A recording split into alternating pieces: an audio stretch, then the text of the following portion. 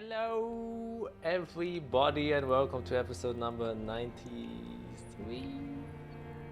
Yeah.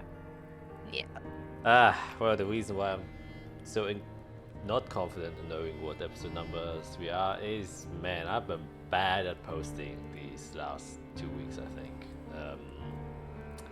I had a busy, I would say, last weekend, having a nice one shot with my friends as a wedding gift. And well, as per usual, we only did 1/3 of what I actually planned over 2 days. And that's the DM's way.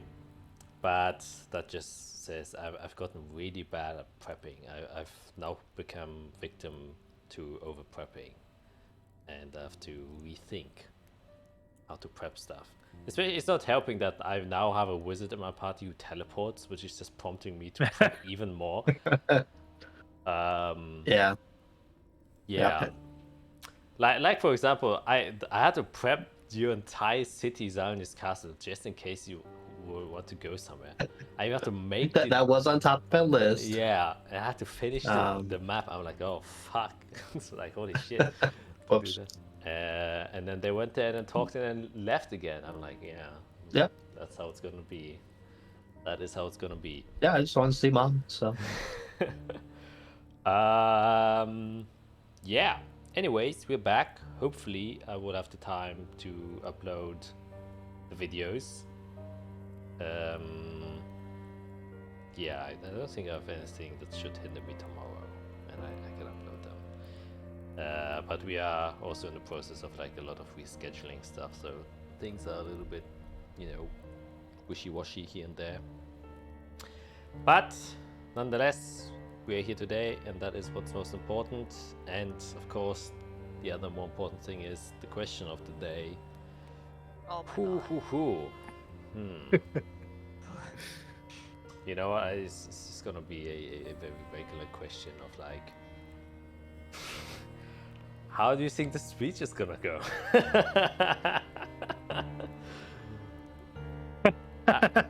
as in just overall the event that is happening. Do you think something like Vox Machina, 5 ancient dragons come and take over the city, or do you think it's literally just a speech? And of course, rating Icewear speech 1 to 10. Your predictions, putting a lot of pressure on Skid right now. Go ahead. I'm Greg, and I'm playing Eirik Spanner, the human artifighter. I don't think we're gonna get like attacked like dragons or anything. I do think we're gonna have to do some like real good crowd calming. Like, I think we're probably gonna run into just some really skeptical, angry, concerned people, and this is gonna be straight up like person to person everyone calm down situation. I think Icetrail's speech is gonna be great. 8.5. Wow. Putting more pressure on Skid. Yeah, I'm Matt, playing Fiera, wizard who can't wait to teleport to new spots. And use other spells. Yeah, I'm excited. I don't know. I keep thinking about Vox Machina and the Conclave coming. So I think the speech is gonna go great. The audience will be handled. And then a conclave of Shadow Dragons are gonna come in, and it's gonna be, part 2 of campaign. Interesting.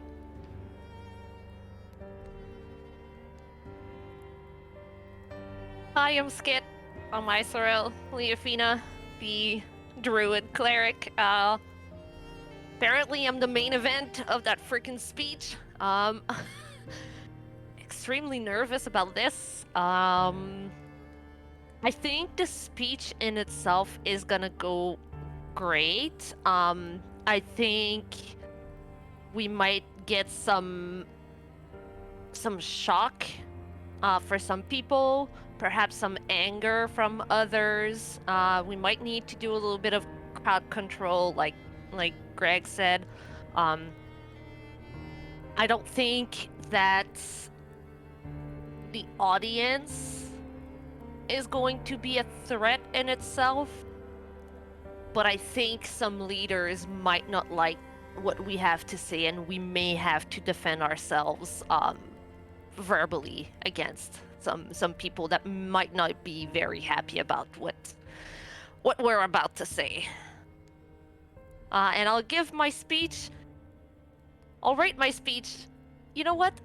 I'm not gonna rate it, but I would love to know what the DM thinks later of that Oh, speech. I can definitely Yeah. let you know. Alright, last but not least. I am Felicia. I am playing Jade Nightlock, your favorite padlock.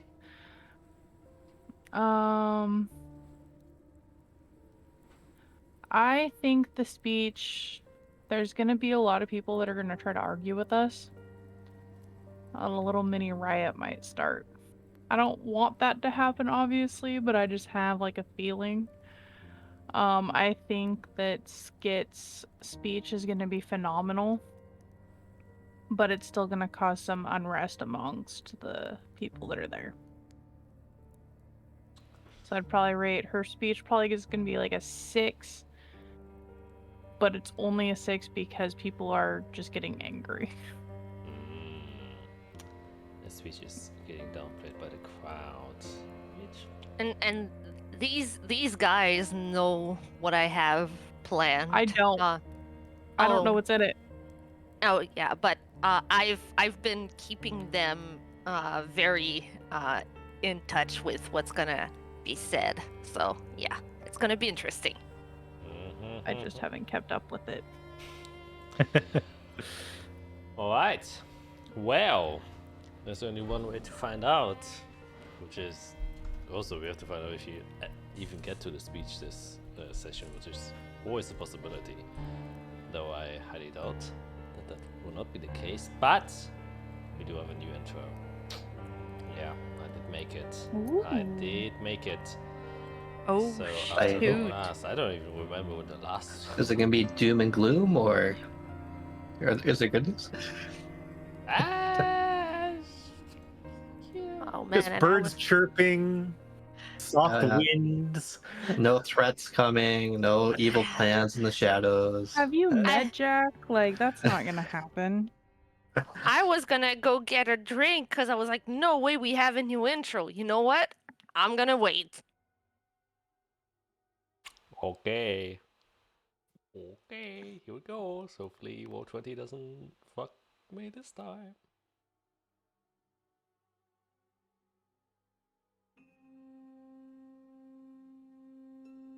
The blood that was spilled, it soaked within the earth. It dried and will be forgotten. Depraved maniacs who wished nothing more than to dream of what could be. They were a necessary alliance to get what we needed. A little bit of time. Though their meager efforts were even worse than anticipated. This is why we do not trust foreign powers, my liege. Faith wanes. It is highly unreliable. We do not worship. We study. We do not pray. We calculate. We do not hope. We act. With this device, the doors that it will open for us, the potential which it will unlock. It will be a turning point in our scientific history. The blueprints deciphered from the remnants of the forges of war. The These are the only scriptures we need. No alliance, no faction nor nation is strong enough to stop the engines of destruction which excuse me, we have built. All it took was a little more time. Glory will be brought to us, and we shall reign indisputably over the entire continent. No legions, no battalions, no military will be able to stand in our way. No demon nor angel will have the power to stop us. We shall reign as true rulers. Thine royalty, it befits the crown to rule all. Distant are the reliance on the so-called light. We shall show them what light is, and we shall show them what true freedom and supremacy looks like.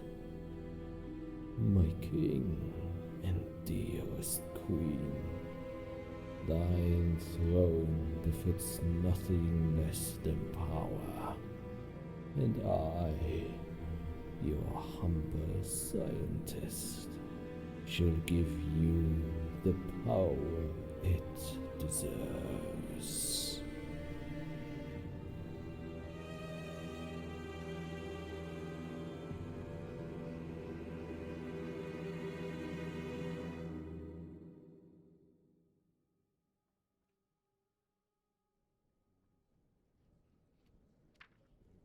Yep, that's it. Quite, standard. And with that, I should have put a smile to Greg's reactions, because I love them every single time. And we will start this session off as usual with a quick recap, which is after finishing your adventures in Melador's dungeon and choosing to sacrifice the lives of many of thousands of potentially innocent but also potentially not innocent people to reseal the door. And the consequences of that you would find out after you awaken 5 days later, as you wake up inside of the city walls of Ovalmir within an estate manor, and would get kind of updated by Godric of the happenings. It seems like peace talks have started between Azathia and Canaan, and you should be like a anchor point as being the one responsible, or at least in his eyes and also the eyes of other members, for stopping the Blood Legion, as they could not invoke a power they were wishing for through Melador, which obviously you have chose to lock away, and thusly the Legion could be defeated, though their head leaders did manage to escape. And so things seem to be getting, or at least are on the stages of positive development, which hasn't been like this since you got together as a group, as the Fate Weavers. And this is the first time in that period where it seems like, at least nationwide and even internationally, conflict is dimming, and the alliances seems to grow stronger. And because of that, Godric and also other members of the Azathian Council wanted you to be present to give a speech to the people, kind of educating them about what has transpired and also your own views of what should happen, and what potentially what you experience. Basically just whatever you want. Just gave you the forewarning that a lot of people are kind of curious about what is currently taking shape in the political landscape, and yeah, kind of just urging you to somewhat choose what to emphasize and what not to emphasize. That being said, you had a couple of days until the meeting would take place, and so you just use that time to visit family, teleport across the continent, and also do some more window shopping. There was like little shopping involved, other than I started getting new armor and a few materials were taken here and there. Though in this part I will say, if there was anything you would like to have bought, Jade, just add it to your inventory and subtract the gold it would cost, unless you are looking for something ultra specific where you can't find the value. You can just ask me, but I don't think you were in the lookout for anything to purchase, if I remember correctly. Yeah, then I think you were just kind of mingling with the group as they were kind of jumping back and forth from town to town to try and find anything they might need, discovering lightsabers and other unique artifacts that unfortunately seem a little bit useless, to say the least. Nonetheless, at the kind of last day, you decided to do a little bit of research and returned to probably the place where you spend the most time, at least in one location, which is of course the archives, to do some research about annihilation fields, since you have awoken yours to a certain extent and degree, and you have a couple of visual changes to how they kind of manifested themselves, and you kind of just delved into what they are, how to control them, stuff like that. And the kind of baseline that you discovered is you just having the potential to change your surroundings is what the annihilation field is. And it's just kind of basically how your soul manifests itself visually, is the easiest and simplest way to explain this very, very complicated, magical and almost philosophical topic. Nonetheless, wow, that's a manage roll, which I have never seen before. What the fuck is that? I have no idea. How to manage your inventory. Yeah. Roll for human resources. Yeah. And as you were kind of down there, discovering all manner of things from annihilation fields and from the book of none other than Zephyrus himself, you would encounter none other than Zephyrus himself, who kind of greeted you, just said a simple hello, and is standing, well, in his own archives, and is just kind of looking at you. You can see the very old elven man. It is plain to see that he has lived ages beyond comprehension for most mortal individuals.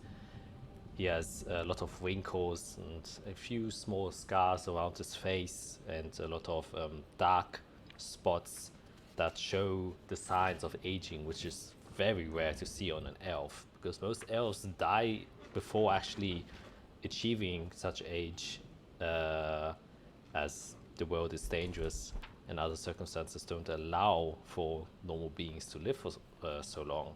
He has this long white silver hair, very long white silver beard as well as his glowing, piercing silver eyes that barely look through the slits which are his eyes. He also has quite long silver eyebrows, which I don't think I have mentioned, though his skin is at some parts darkened.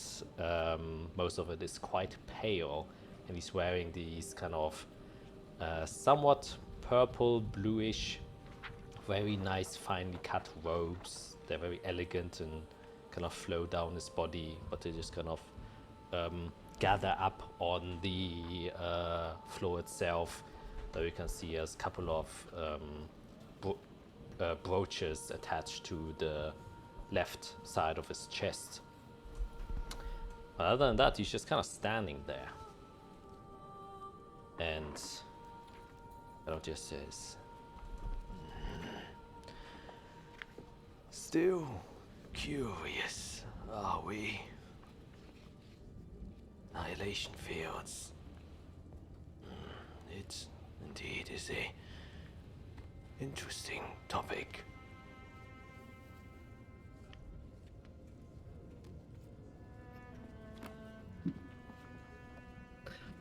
It is, mostly because it's not readily taught. I did notice that you haven't mentioned the field from demons or deities.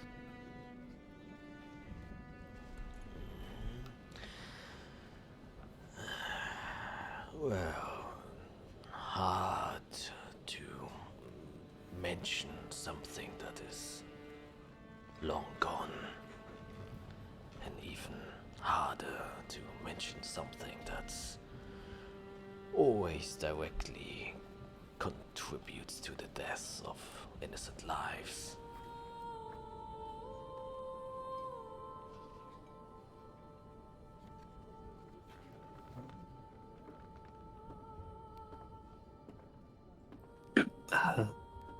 Well, I guess.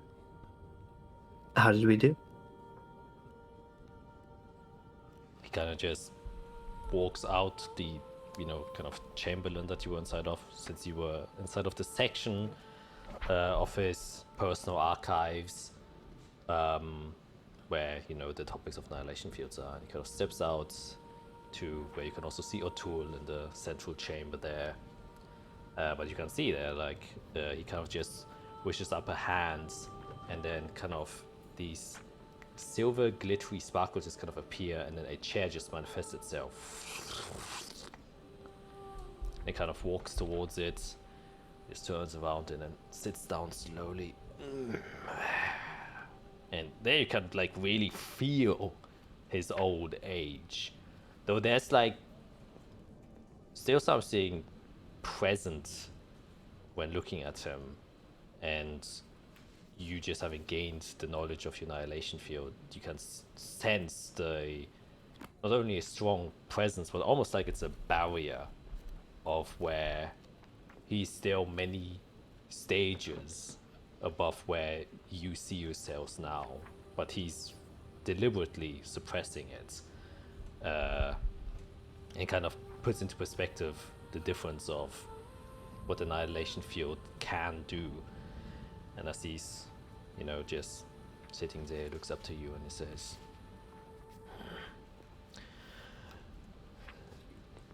"You all aren't children anymore. You do not need an old man like myself to tell you whether or not you did well. I do not give you access to the library to be educated by myself. You have access to knowledge so you can educate yourselves. Do not rely on the bias of someone like me, or anyone else in a high position for that matter. I wouldn't be sending you on these, dangerous tasks if I thought you needed lecturing."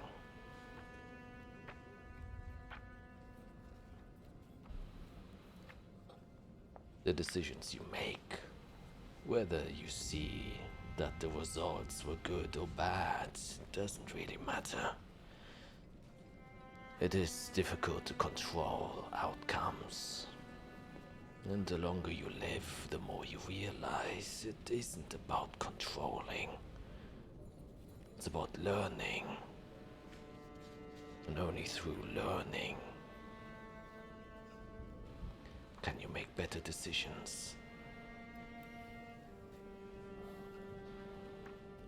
And learning you all have been doing. From the greatest of all teachers. Not me, but experience itself.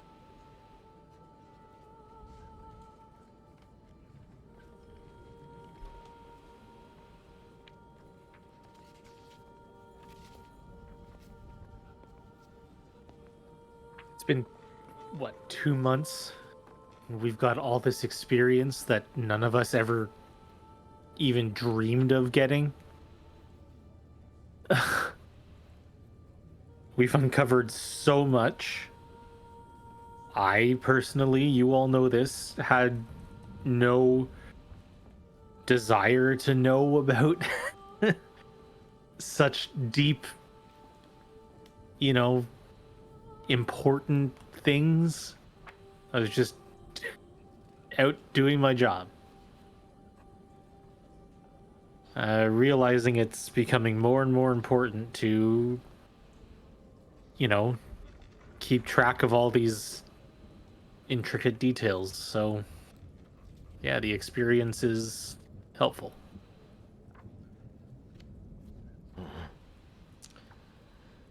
Yes, it is not often that individual is forced into a treacherous situation such as yourself and makes it out alive. That might be a blessing or a curse, however you wish to perceive it. It's been a bit of both. Let's just be real. It usually is. But I can fully understand the need to step away. And if it ever gets too much, I can't make you step away. I can offer you the normal life you wish. All of you. You need not continue if you wish not to do so. I can make you professors in my school. I can give you estates in my city.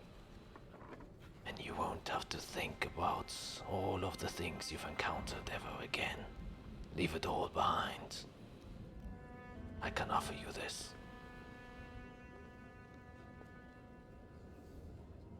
Retirement? Retirement? Retirement? No? Okay. No. We're not done.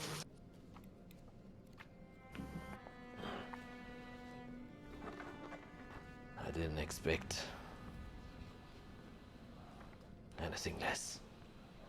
I don't believe you would have gotten this far if you actually were thinking of retiring so soon. Though sometimes stopping earlier is a wise decision.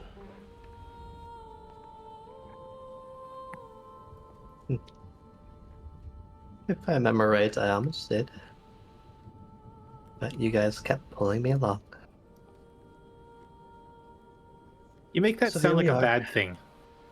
We aren't pulling you along. You did Well, your fair share of everything that we've gone through. right. You've been a You're not a pretty positive burden. influence. You made me learn to believe in myself. Yes.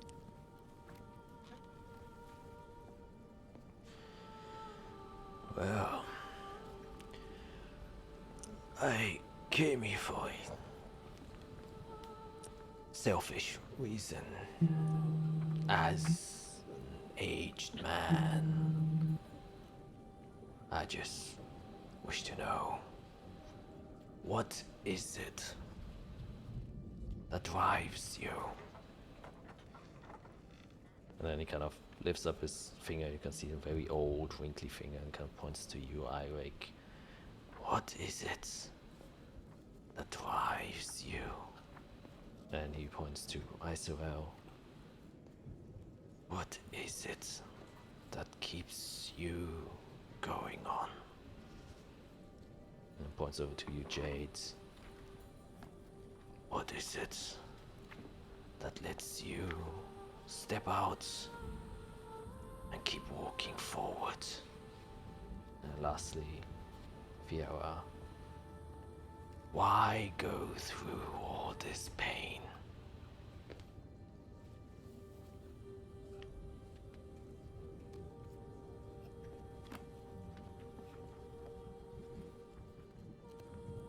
What drives me is the desire to make sense of things. Is figuring out how best to improve the world that we're all a part of. If that means going into some underground dungeon and dealing with some ancient being, then I guess so be it. That's that part of the experiment that we call life. We need to take our knowledge, our experiences, our skills, our everything, and keep innovating and keep inventing and keep advancing what we have at our fingertips. There's no reason to keep it status quo.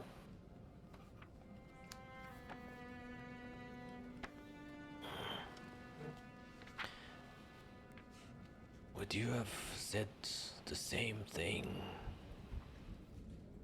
1 year ago?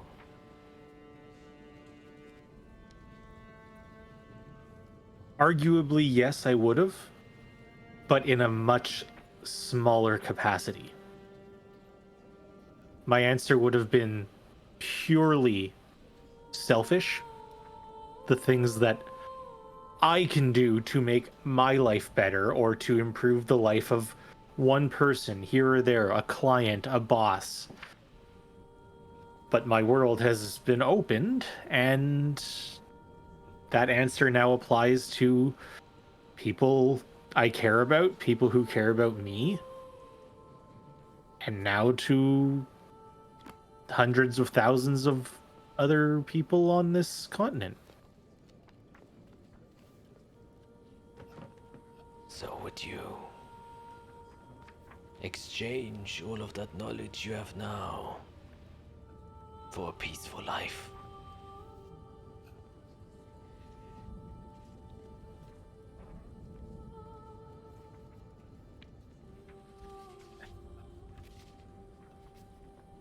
The answer is yes, I would, but I'm not going to. There's more to learn, there's more to discover, there's more to uncover, there's more to develop. It would be nice to have to go back to normal, but it's not going to happen. Not as long as these ones are with me. I can change that.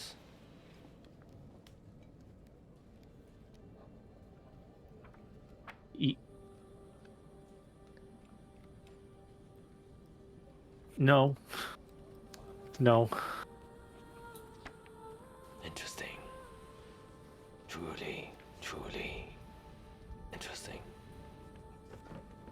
What about you, Isuel?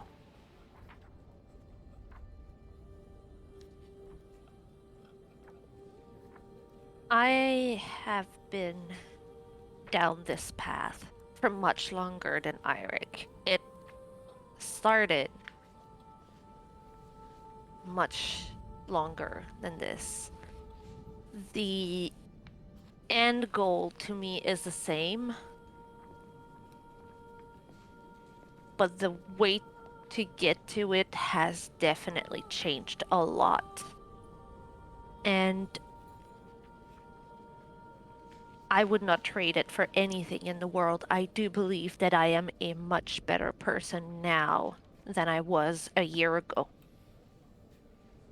And even a few months ago. It has never been a secret to any of my friends or anyone who knows me that my motivations are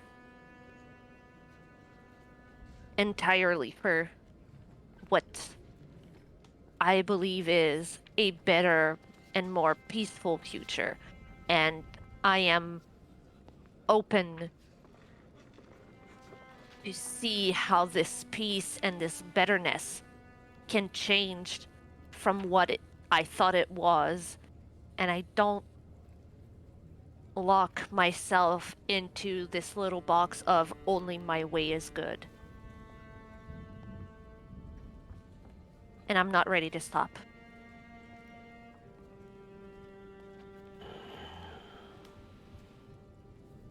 Yes. A goal. That's, I see, is the difference between you and Eirik. What about you, Jade? What keeps you going? What keeps me going, I want to peace in a lot of ways. I don't want other families to endure what I've dealt with, of losing everybody that I care about to something that I had no control over. I want to bring peace to the nation, essentially, just so like a kid can walk down the street and not worry about somebody coming in and just destroying everything. I want to protect those that can't protect themselves.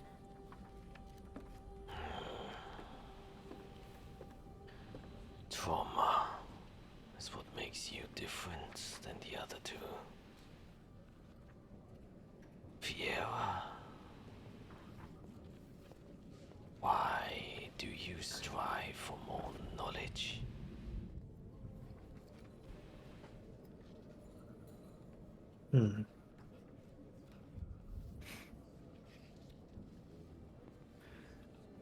The simplest answer is that I think the gods that are still out there put faith in us as their children to become greater. And I've been set on a path to become a guide for these three and hopefully all of Chaldean kind. And I don't want to let anybody down.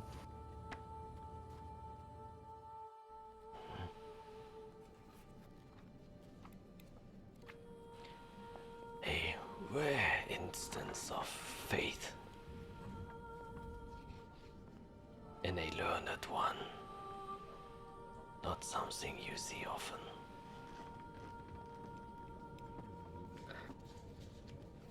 Well, I've seen a number of gods and spoken to a number of them as well. They care.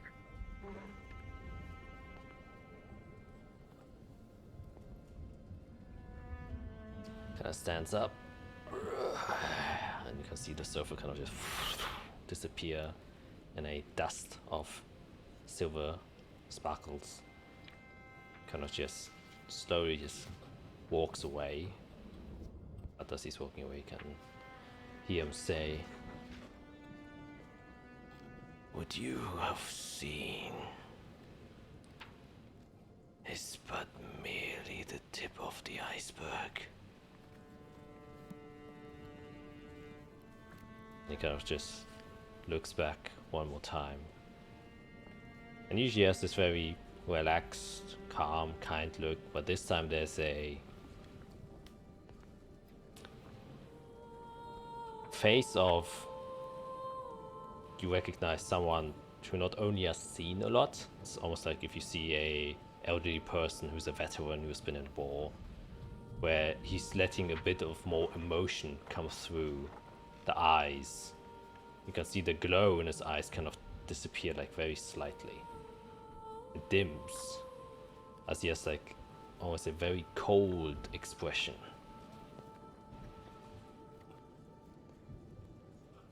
The road you wish to go down. For all people who strive for anything, be it for selfish reasons, be it for the greater good, be it for some faith you believe in, it will be treacherous. And no man, woman, elf, dragonborn, or tiefling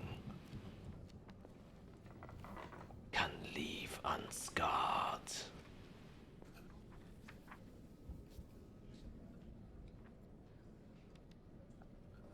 The tip of the iceberg is not the knowledge, you know.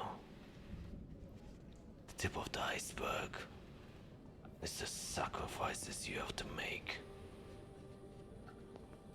And he kind of just gets up and slowly leaves the room and disappears.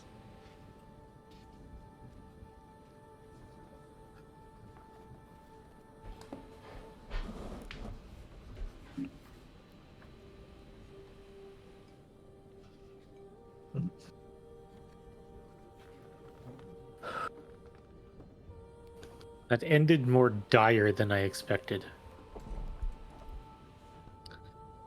Well, He's also mentioned two pretty much, very much, almost, if not all, extinct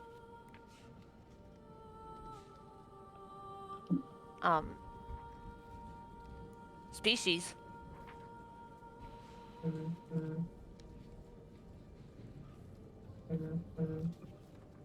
Which, to me, sounds weird. Mentioning we them. don't know how old he is, what he has gone through. We don't know his history. I don't know. He's probably lost more than all of us combined. Made That's for choices sure. we still can't fathom.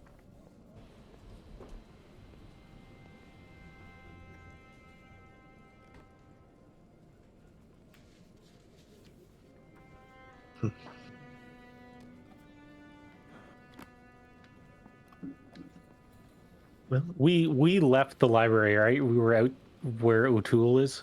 Yes. Wow, yeah, you still was in the ninth layer. Oh, closer. right. And Yeah. Yeah. yeah. We're not just in one of those sections or something. We're Yeah. pretty much at the core.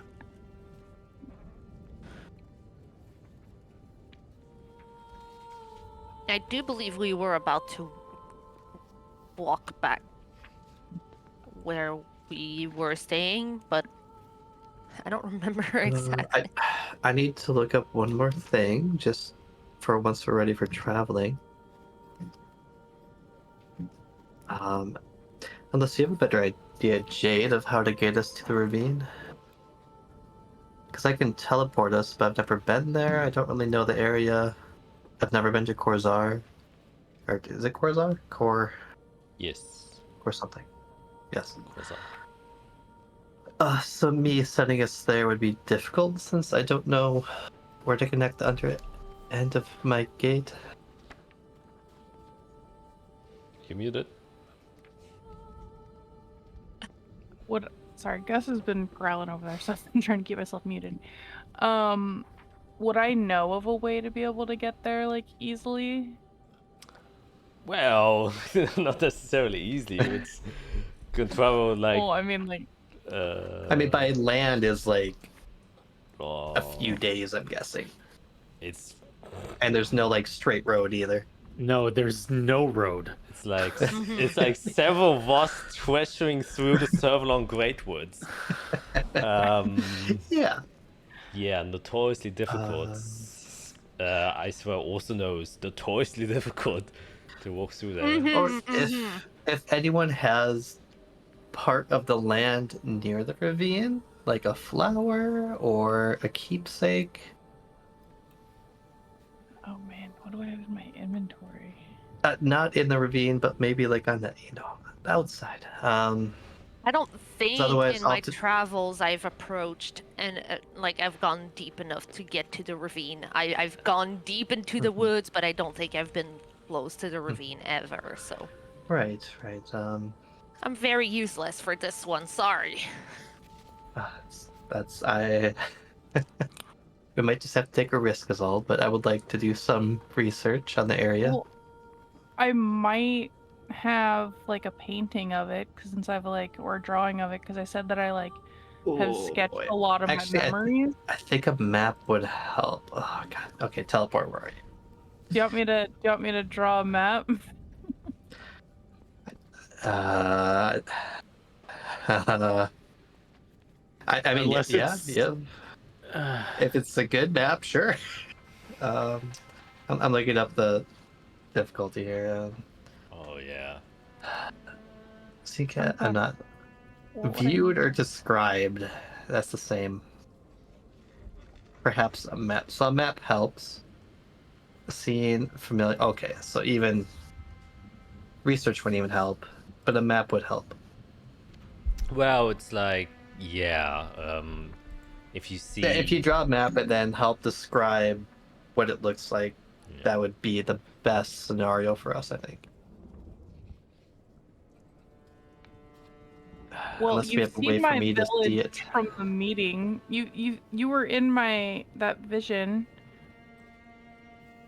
I know don't want you to weren't. teleport us to the ravine, though. Because if it goes poorly... there's... We're just in someone's lair. Some shadow dragon's lair. We could end up miles away from where I There put is it. well, right now we're on the big like we're on the big map, but let me check something here. When yeah, I can bring you. We could also look for one in the archive. That actually might be the way to go. That's probably the way to go, actually. So- We are literally here. Yeah. There is just FYI. There is a teleportation circle from In Corzar. from the archives.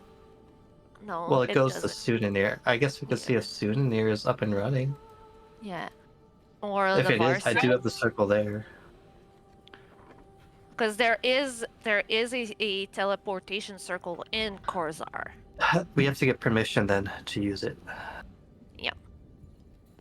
Which we would probably have to talk to someone. Where Souvenir can is someone where remind? I ended up. So Souvenir is where I ended up after my home got destroyed. So I mean, they might have ways to. Well, we have to see if the Okay. circle is up and running after everything that's been going on with the Blood Legion and all that. Yeah. But at the end of the day, we need permission from Corzar to use their circle to get there. Actually, Jade, you can make a history check with advantage. I'm gonna give myself guidance. Right. Yeah, the only Wow. Wow. the amazing. only teleportation circle going to Corzar is through Sunanir. Souvenir. Yeah.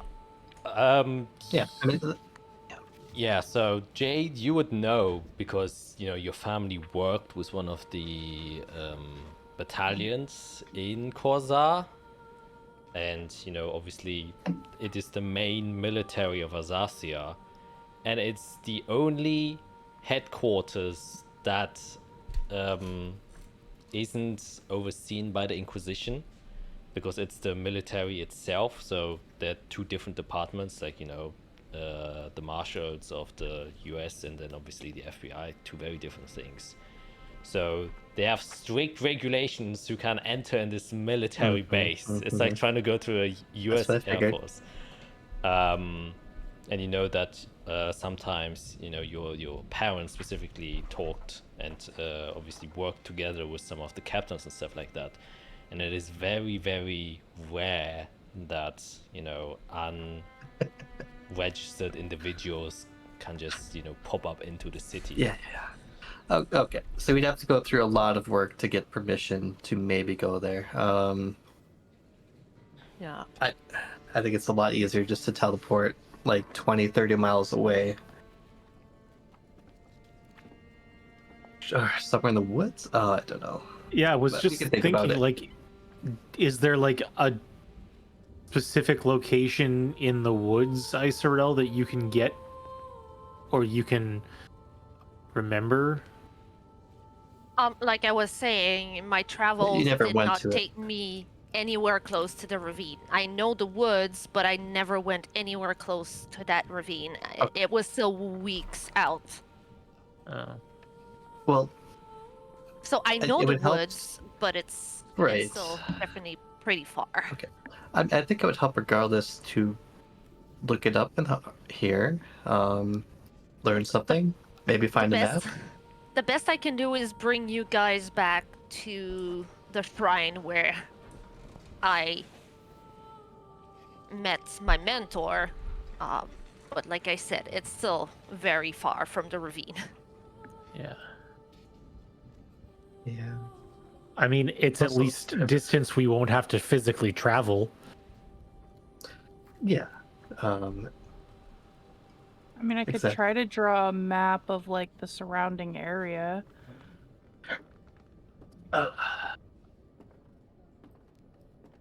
You were stationed in the ravine, though, right? Did you ever go up to like the cliff edge?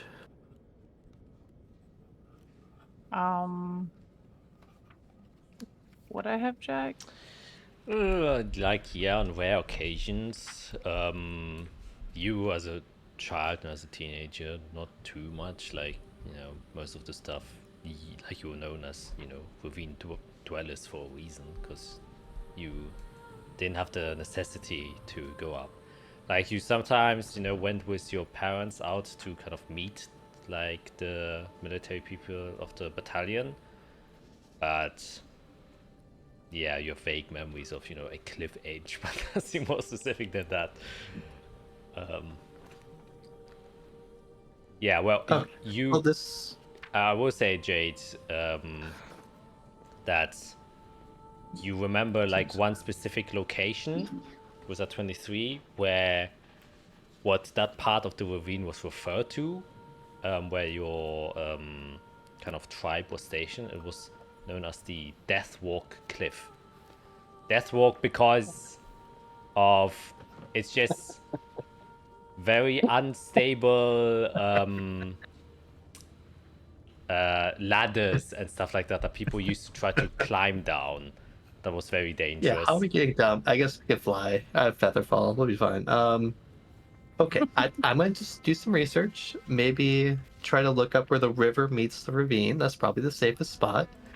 And see if I can find an area that is far enough away that I won't teleport us in a random spot and look ravine. Yeah, that seems smart.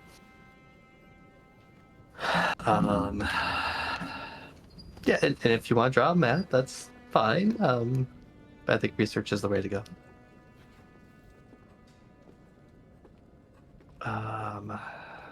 Ancient history. Oh boy, artifacts, beings. No. 7-layer books. Nope. 6. So Maybe geography. I don't know if there's a geography section. Yeah, there is. Of course there is. It's Arcana. That's basic studies. That's it's history about artifacts being monster spell. There is a geography one. I just don't know where my notes went that had that. It's in the Ancient first level, history. the bronze level.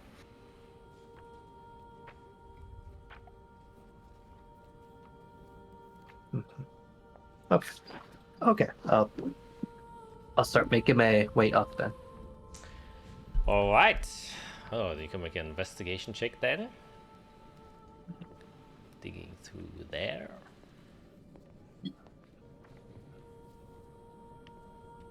Oh, I changed all this. Shoot. Okay. Holy. Hell yes. Wow. Okay.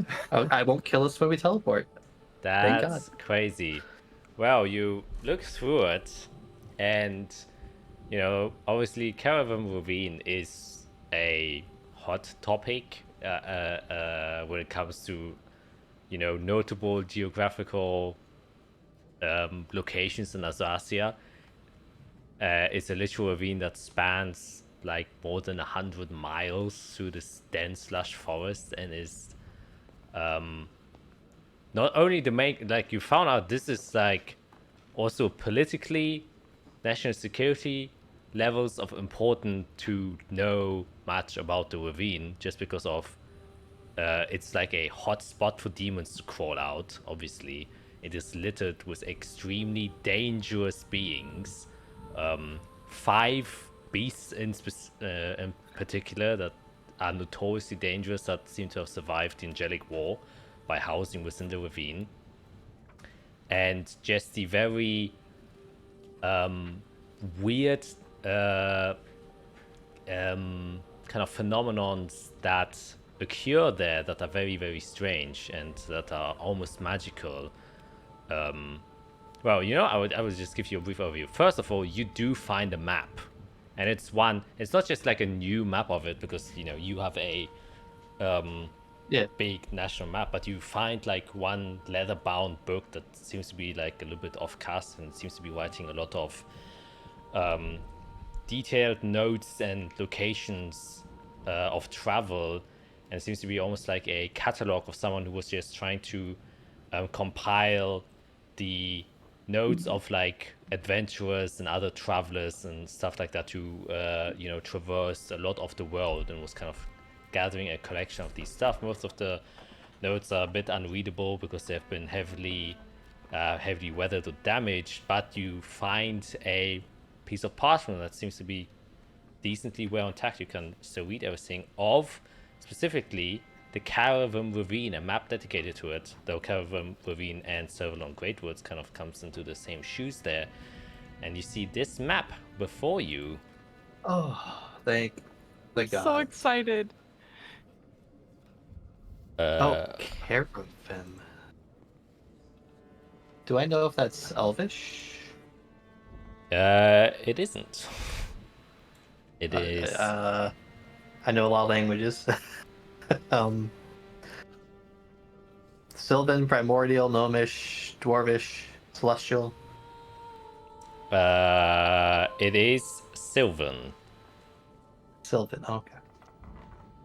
Ooh, I can read that too. Which basically just translates to dangerous. Why did you want to be Ranger Jade? I wanted. If this was a video game, I would go to each spot on this and then the ravine. This is really exciting to see because, like, now that I know, like, my village was like the Deathwalk Cliff, and like, oh, it's so cool to like see like Deathwalker Cliff. That's where I want to be from in my backstory.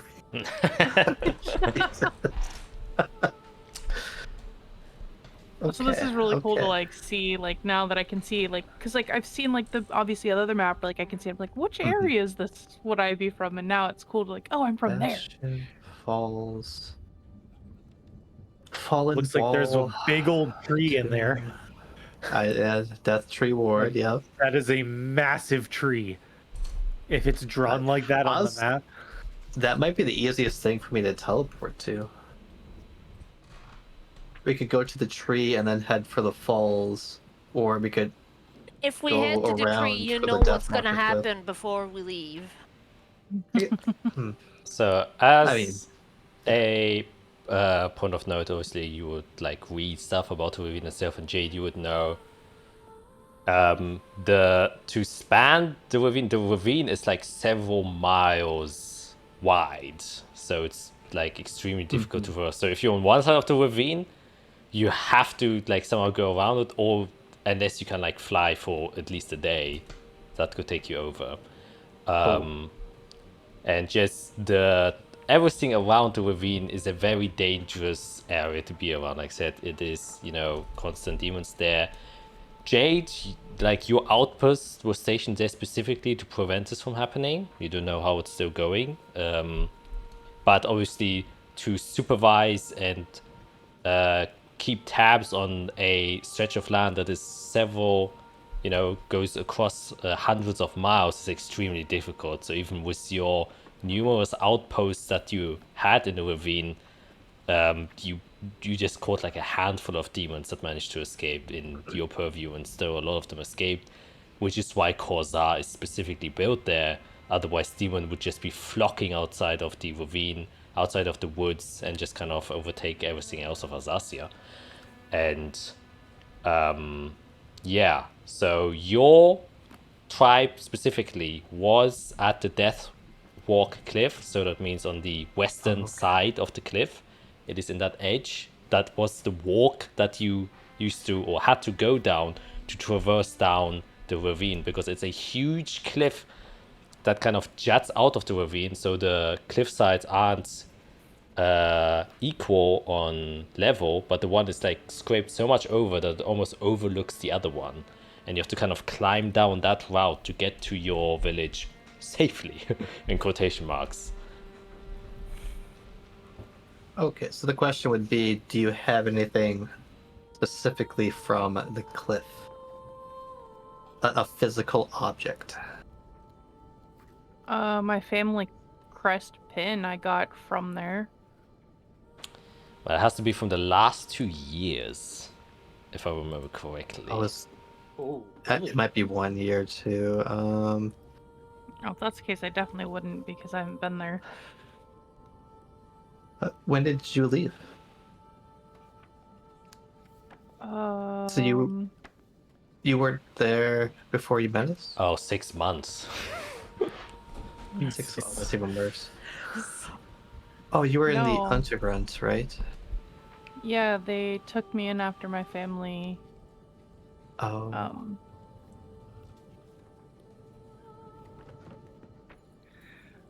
Let me see if I can find my notes to see if I ever wrote like how old I was when I left.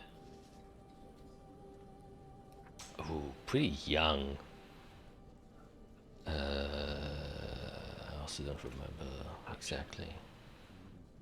Okay. Okay, while they're figuring that out, we will take a quick intermission because I have to pee, even though I literally just went before we started recording, but my bladder is weak as usual. So while they're figuring out how to teleport, we're gonna see you guys in a quick sec. Yeah, I'll do some research. Bye. And we're back. All right. So the plan is We should go home and get ready for that freaking speech tomorrow. Mm-hmm. Yeah, Some of us are gonna need to clean up a little bit, and Iserel kind of looks at Eirik. Yeah, it I would be can only nice. get so clean. It's in Overmere, right? Listen. Yep. I don't know if we Yep. asked where it's gonna be. Okay. Yeah. Because I kind of want to look ahead just to know where we're doing this. Yeah, and we're also expected. No, right. We left for a couple days, right? We're not expected back in our hospital beds anymore. We teleported out as soon as we woke up. Yeah.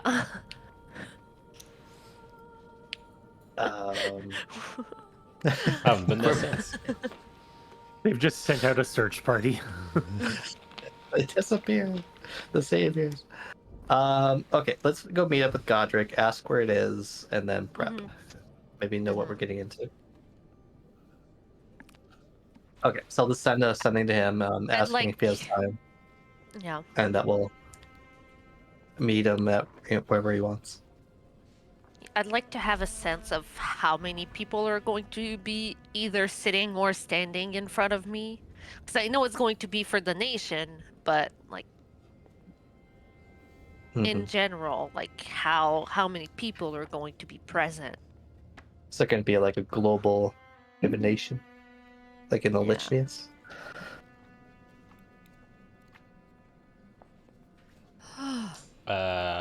Yeah. Okay. Yes, you will get a response quite quickly, and he will just say you can meet him as usual in the Holy Defense Grounds in his church. And you can do that Right. whenever you wish to. He will be there all Yep, day.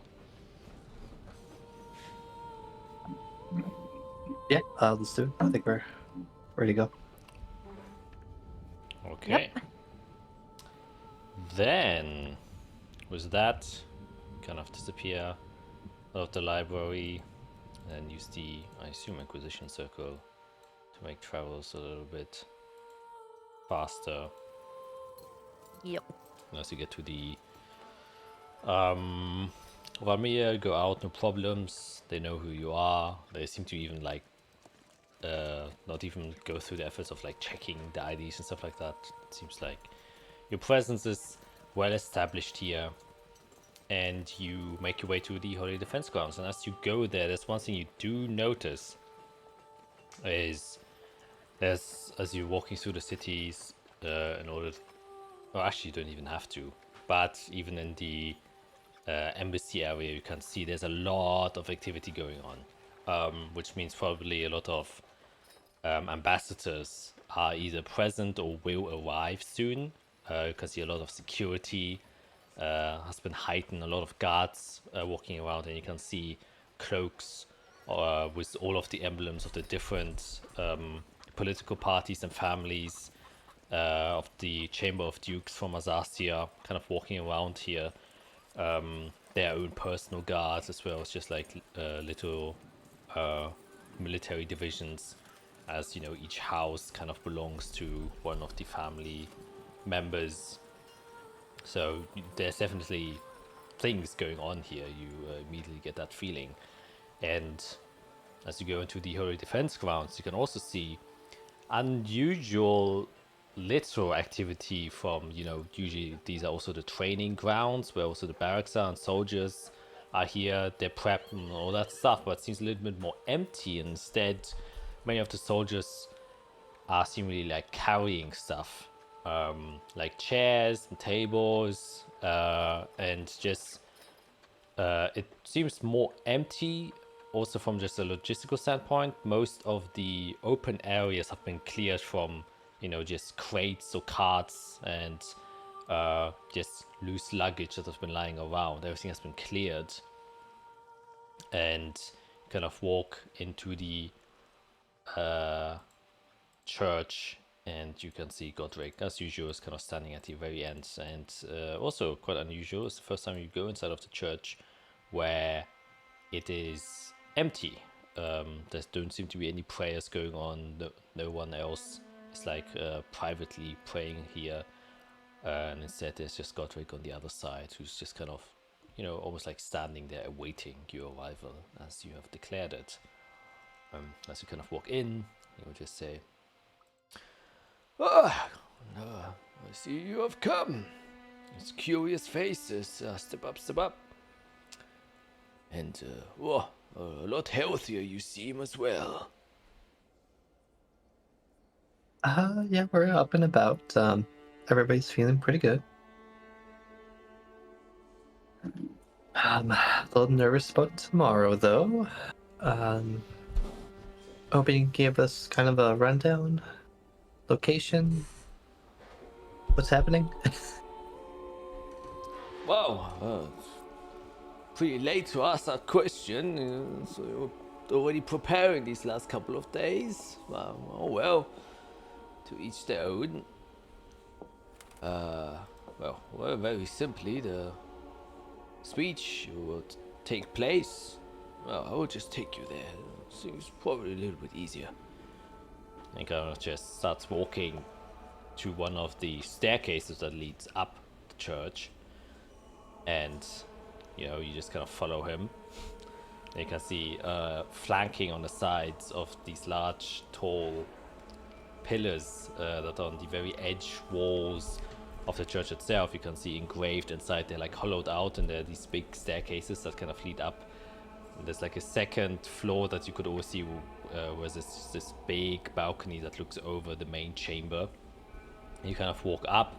As you walk up and go out the second floor, you can see there's another set of stairs that lead even further up, which you kind of start walking towards. And as you kind of reach the top of the staircases, kind of leads open into almost like a U hallway that you kind of walk down, but there's like this large set of double doors out of, you know, very rich white birch and these very pretty circular stained windows that are about 10 feet high and 10 feet wide. And as he kind of walks in front and opens the set of double doors, it reveals the landscape in front of you, and you see that you're at the very peak of the church itself, and you're looking over the Holy Defense Grounds, but to the east. Basically, I will just show you where you are, and for that I will also bring our viewers to the map, and I will take you to Ovalmir as well. Oop.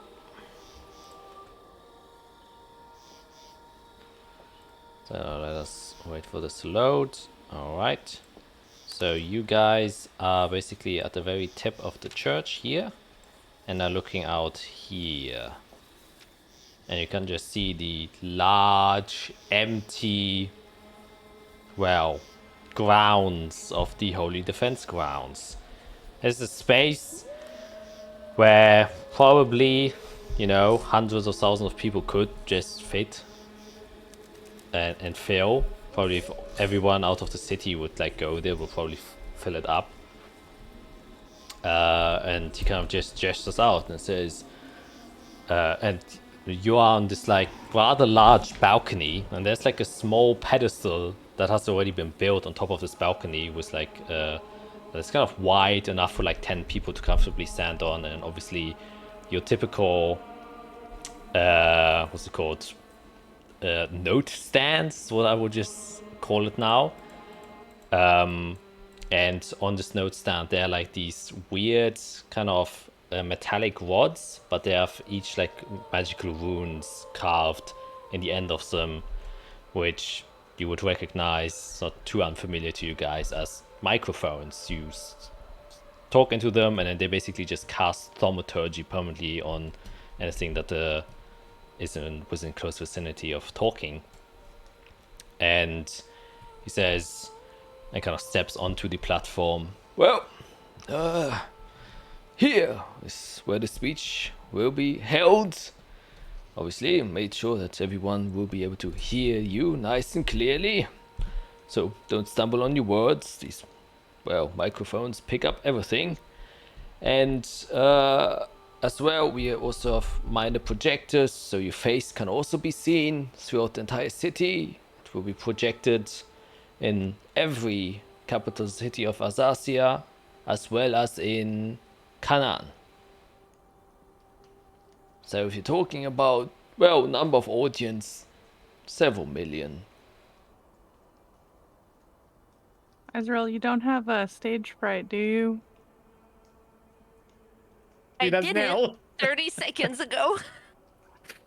Oh, don't worry, you won't see the millions of people listening to you, you will only see several tens of thousands.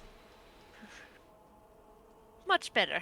Much better. I'll as I say that, I'll approach the balcony and kind of peek over and trying to make a sense of the space and how many people can actually fit, and I'll be like, okay, yeah, that's something I can do. Okay. Alright. Right.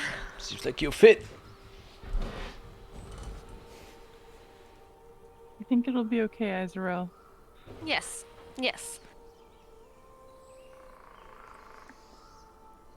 And you can see she's a high elf, so she's got this very fair skin and all that, and she does look a little bit paler than usual. Yeah, that makes sense. Yeah. Just a little, and she's got two very bright red spots on her cheeks from being extremely visibly nervous. This is only just my first big thing as... Oh my gosh. I was not expecting to make such a speak so early in my noble career, but I guess that's where we're at. And dear father is not here to help me, so no training True, wheels either. No. Ah, I believe in you. I think you've got this. Yeah. I think I got this. I have a good sense of what needs to be said, and yeah. Yes, and this, nothing in comparison to what you've been through. Until the crowd decides that they're not happy about what's being said and starts to throw tomatoes our way. Well, I think there's a very small likelihood of that happening. The people have been quite on edge, well, rightfully so, on what has been happening. And, well, we are coming with good news, depending how you are or will frame it. I think the majority of the civilians are a bit, well, it's the uncertainty that they have to live in for these last couple of frosts that have been truly, well, plaguing their minds recently, and any sort of clearance and enlightenment that they could get in these trying times is gonna lift their moods up. So I'm rooting on that you will actually win the heart of the crowds, but I cannot predict that. There's always uncertainty when trying to predict where the heart follows. But all things considered, I think as long as you're genuine and the message you're saying is understood as the welfare for most people, they will understand it.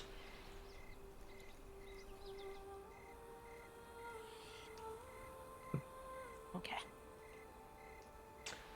Yes, so the speech will take place tomorrow, shortly after sunrise, once the astral vestige has disappeared, around 10. That is when you should be here. I will make a precursor to your speech. I will do the announcement for you. And the stage is then yours. And you can say whatever you wish to a crowd Alright. of millions of people. Let's just keep Yeah. the number. The less times we talk about the number of people, the better. Okay, I need a good meal. I need a bath. I need to wash my hair. Someone needs to dry clean my thing, and she just starts trailing off like all she needs to get done. And she's like now in speaker mode. Is that what I sounded like to you guys before? Oh. Yeah, actually pretty similar. Yeah. Yeah. Okay. That's weird. I'm sorry. What? What did I do? No, nothing. It's just you're let's planning go it. and let's get, we're good. I just am anxious from being around so many people. It'll be fine, right? Like it'll be good. Yeah. I mean, the easiest Yeah. thing to do is just think that you're talking to your family.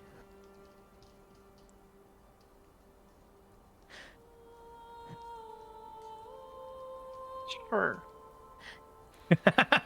Yeah, and then I'll have Jade to my right, and then Fiera to my left. Oh, opposite. Jade to my left, Fiera to my right. Oh, Eirik is probably gonna want to stand a little bit behind, and then. Okay, those are the things. Yeah, I can do this.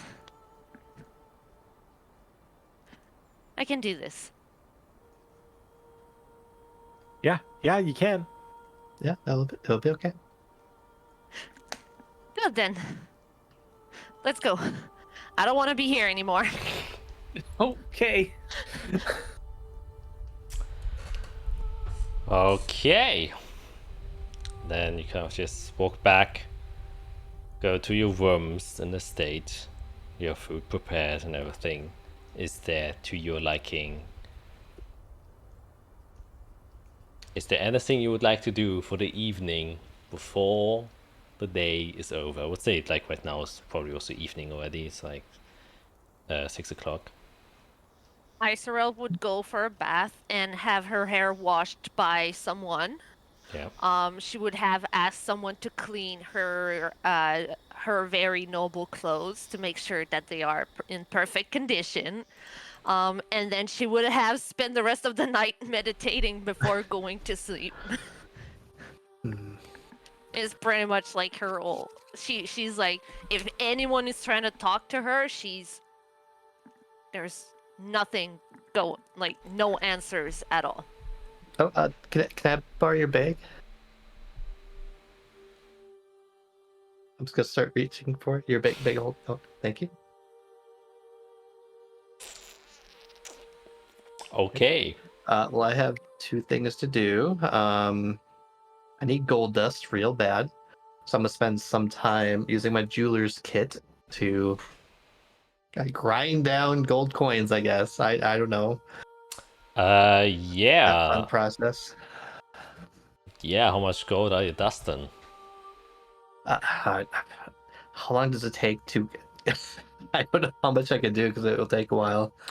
I'll start with a small amount if I can. Like, is 100 gold quick? I don't know. Okay. I'm guessing not. Roll a. How much would it take? 25. I just need 25 right now. I can do more later.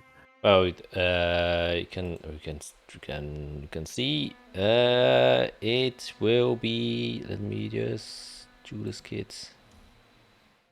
It never says. Okay. Just roll an. It doesn't say how long. Yeah, just roll an investigation check with advantage. Because the way jewelers or like kits or tools work, you can make the throws with proficiency and with advantage. And depending how good you roll, that depends how fast you are. Okay, advantage. Oh, okay. Wow, 28. Yeah, I would say it takes like an hour for you to get 25 golds. Well, That's fine. That's all I need right now. all right. And then second thing, they could try to stop me if they want. I'm gonna tune to the devil horn specifically because I want to look at the spell scroll I kind of forgot about, the Summoned Fiend spell scroll I got from Lazula's workshop, or the cave we drowned.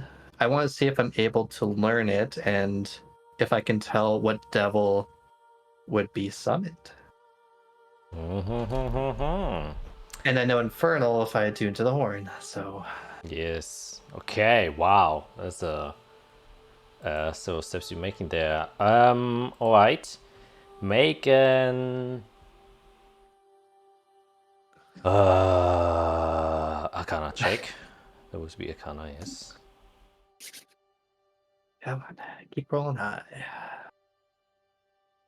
Normal. Go. Do I have chronal shifts left? I think I used one today because it's over the break. I'll use a chronal shift. Try to do a little better. See if we get 25. All right. Well. Wow. I must use the result of the second roll. Okay, well that's what I get. Jeez. Well, you have an inspiration. Wait, can you use inspiration for that? Oh boy. Can I use inspiration after a chronal shift? I don't know.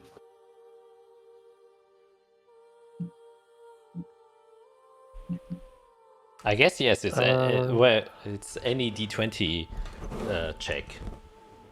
So yeah, I'll allow it. I'll allow it. Okay. Those- Okay. yeah. I don't think I've done any other checks today. Can't roll 2 1s, right? Oh my! Wow. That's crazy that Okay. you say that. Infernal's hard. Yeah. Infernal's hard. Yeah, still Jesus. 17. There is. You notice that this kind of. This isn't like a how should we call it? Not a draft paper, so to speak. It's like a fully fledged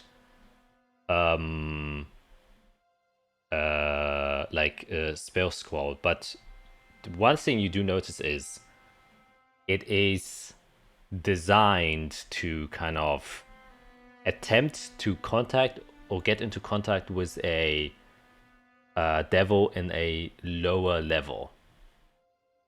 So you can see how there have been there are several arcane notes inside of there that kind of remind you of when you do contact other plane, where you specifically search out or try to attune to great potencies of power, since they're easier to locate. However, in hell it seems like it's the other way around. It's much harder to try and find higher potencies of power.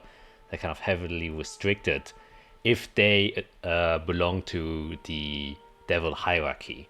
Like there's several contacts that kind of serve as intermission that kind of block you from contacting devils directly. And there's probably celestial guardians to prevent anyone from doing that. That makes sense. And you can see that Lazla somehow has managed to kind of bypass these things, to kind of go around these celestial defenses and to contact a devil directly. But you've got no idea if it's like one specifically. You don't see any devil name as you kind of briefly skimming it through. So there's a lot of uncertainty that is on the spell scroll, but it's definitely, yeah. Okay, it's something I can scribe though. Yeah, you could technically scribe it. Okay, that'll take a while, but okay. Okay, I'll put that away for now, because scribing it would take forever. Literally a full day. And then now that I'm attuned to the horn, can I tell the sigil on it? Because I've never been attuned to it before, or known infernal. Yeah. That little thing you put inside, or they put inside. Mm-hmm. You can make another Arcana check to investigate that. If this is a 3, Wow. I'm giving up. Are you doing this like on your own? I or do it you, on the bed in front of everybody. Then I would give you guidance. Okay, thank you. Thank you. Just exploring. Okay. Oh, come on. 30 would be amazing. Okay, so wait, celebrating. It's a 4. It's a 4. Oh, okay. There it is. My god. There it is. It was frozen on my screen. So 30. Yeah, you're looking at it, and now that you understand Infernal, it gives you a different perspective. Like, yes, this is still an arcane rune, so knowing a language is like only so much helpful. But the one thing you now discover through learning Infernal is, it's kind of weird that devils have the ability to cast magic, even though, they're being punished. And you now realize that this is like a makeshift way that they have designed to create a language which they can use to cast their own magics. So they have basically found out a way by, just being in hell for so long to manipulate the weave that exists inside of there to use to their own advantage. So this is a very different type of magic, which is why the runes seem so crude and so differently, and which is why the nature of devil magic is so cruel, is because that's the only source of power they can get within hell itself. They either have to sacrifice their own soul or the soul of someone else. And that's why souls are so important in hell, because that's the only source of power that you can siphon. Everything else is restricted, obviously, to create hell itself and to guard all of the gates. So the only way for devil to gain power is to get other souls and use the souls for their own strengths. And that's how we realize that all of these shapes and symbols of infernal language are just names of people whose souls have been used to create magic. And these can be, souls of people who lived thousands of years ago, might be like irrelevant or super relevant people. These are just names that have now turned into batteries of power to use for the infernal legions. So they manage to, it's like the equivalent of jail weapons. How, prisoners manage to, just take an iron rod and then carve out edges and stuff like that. That's basically what they did with the infernal language. And you notice, obviously, this is a name, you understand that, but there are like common elements of old magic runes that you have seen in like draconic things. So they are kind of inheriting some of the old arcane ways, but now just fueling it with this kind of soul magic. And you can recognize some of these runes now, that you can decipher which parts of these are infernal and which parts of these are these old traditional arcane writings. And this is a rune specifically to basically, how should I describe it? Break down defenses. So you are now vulnerable to the influence of a devil. Of course. So in a more mechanical sense, you would automatically fail any saving throws you make if a devil casts a spell on you. Yeah. Okay. Isn't this why you didn't want Jade to have this? Yeah. I wanted to confirm it though. And I've failed so many checks. Yeah, a 30 Okay. will do it. Okay. Am I able to undo it with like the spell magic? Or would that get rid of the horn entirely? With a 30, this horn basically is the power cell for this rune. So the only way to deactivate the rune is to deactivate the power cell, which is the horn itself. You could try, but it would be extremely difficult. Okay, and if I wanted to destroy the horn, could I do that with the spell magic? Yes, with a powerful enough dispel magic, you can definitely do that. And if we were to working on it, would that help? Definitely, you will have advantage on a check. Well, I'm just thinking, because this is like proof that they broke their contract. It is. But I mean, I can't go to the devil police and be like, look what they did. It's... No, we would have to go back to hell to speak with them and be like, yo, guys. Yeah. Okay. I'm just going to mage hand it away from me a little bit. Oh, I probably need to unintude first. I don't want to hurt myself.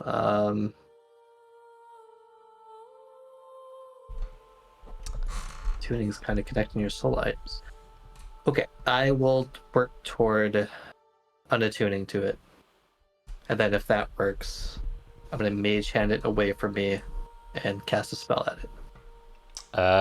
Yeah, you can unattune to it finally. You don't feel like any of its magic has jumped to you.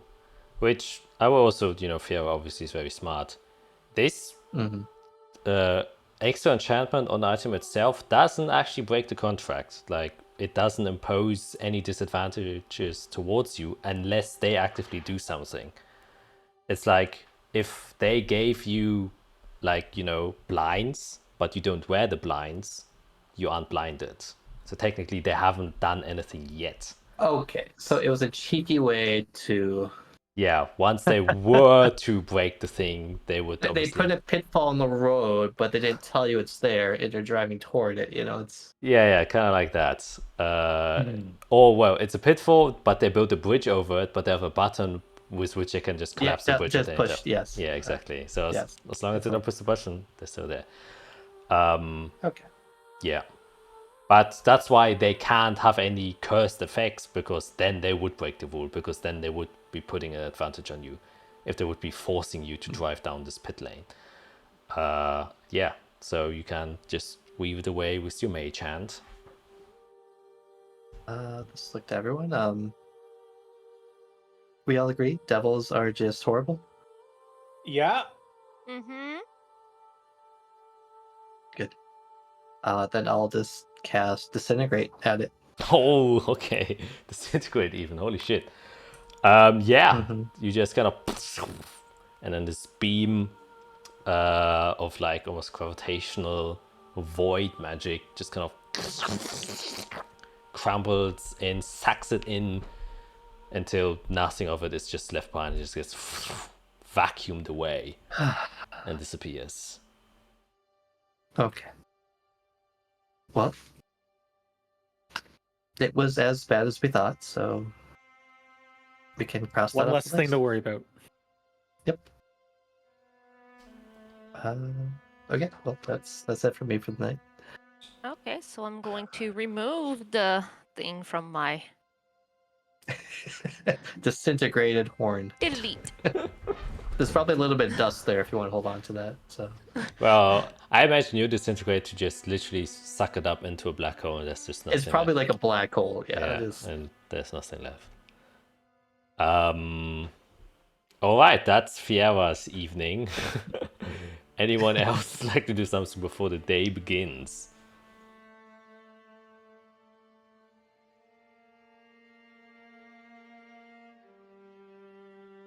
No. No. I got Oh. nothing.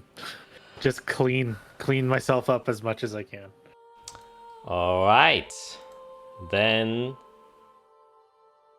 the night passes. 2 of you go and meditate, and the other 2 of you go to sleep. And as the sun falls behind the horizon, the astral vestige makes its appearance and then disappears shortly after. You guys all sleep with varying degrees of success. I think some of you are probably a little bit churned up of what is about to come, though time goes fast and slow simultaneously as the nerves start to creep up, as you slowly start to realize what you are about to do. And as the sun kind of glares into your window, you know, kind of piercing through some of the curtains you have drawn, some of you are already awaked in your meditative stance, and you've already been contemplating what you are about to say for the last 4 hours, or just preparing yourselves physically, mentally, and most definitely emotionally. And as you can see the light kind of cresting up, you also hear the crowd that's just starting to boil up inside of the city. And you can hear the voices of hundreds, thousands of people walking throughout the city, marching in a very obvious direction, one where you just left. And that noise itself, if you aren't already awakened from just the sheer pressure of going to the speech, the noise definitely will wake you up, as the entire city seems to be gathering at the Holy Defense Grounds. It is morning. I would say you'll wake up pretty early, probably 7. The sun has just went over the horizon, and you can tell me what you would like to do this morning basically your last chance to do anything before you head, I assume, to the Holy Defense Grounds. You can, of course, always disappear. I have spells to cast 30 minutes before the speech, so that's what I'm gonna wait for.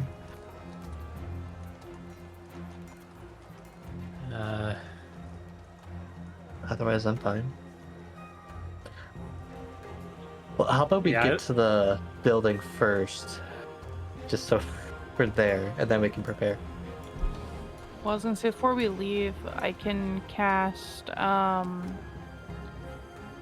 aid at a 3rd level, and basically for the next 8 hours, you, Eirik, and Izarel, your current HP will increase by 10. That never hurts. Yeah, your target HP maximum and current HP increased by 10.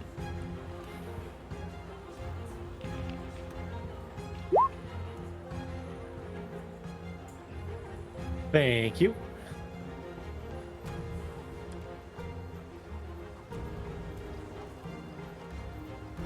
I've got nothing to do, so I'm just gonna kind of stand by Izarel and support her whenever she needs it.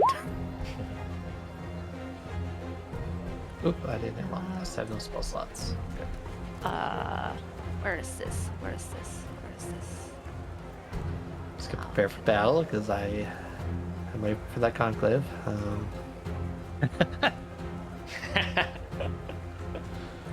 It's gonna happen. That's not what I want.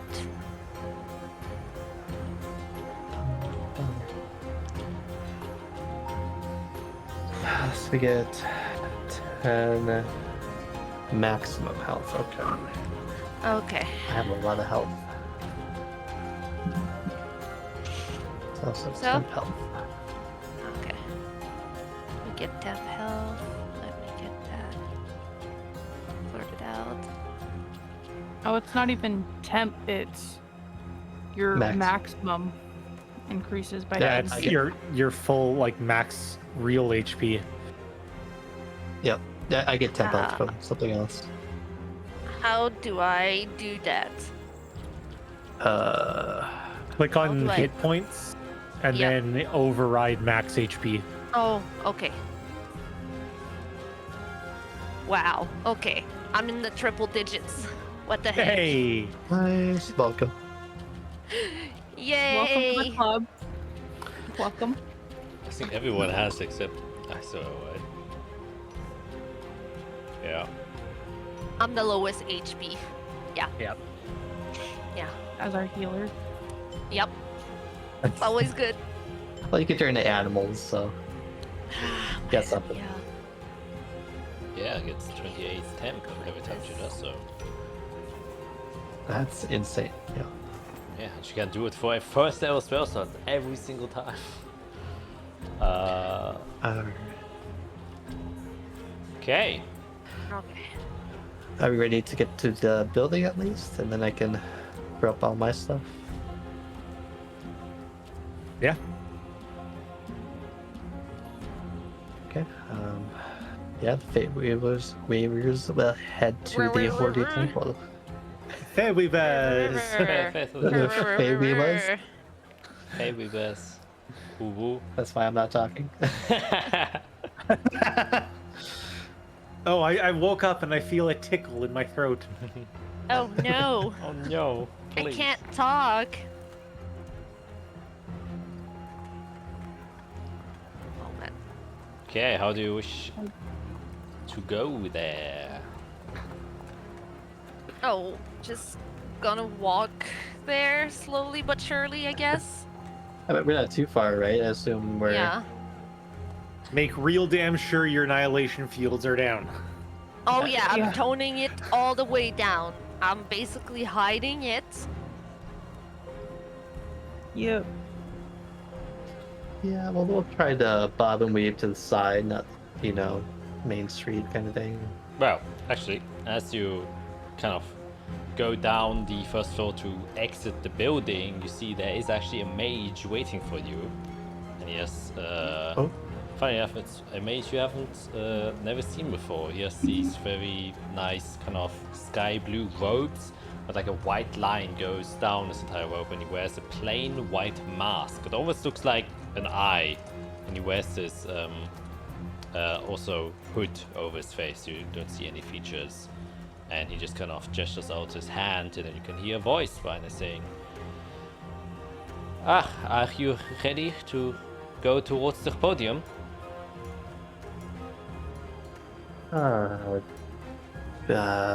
Yes. Yeah. I thought Pierre wanted to cast some Well, we have spells. I guess how long till speech time? Because my spells last an hour. Well, currently it is 7:30.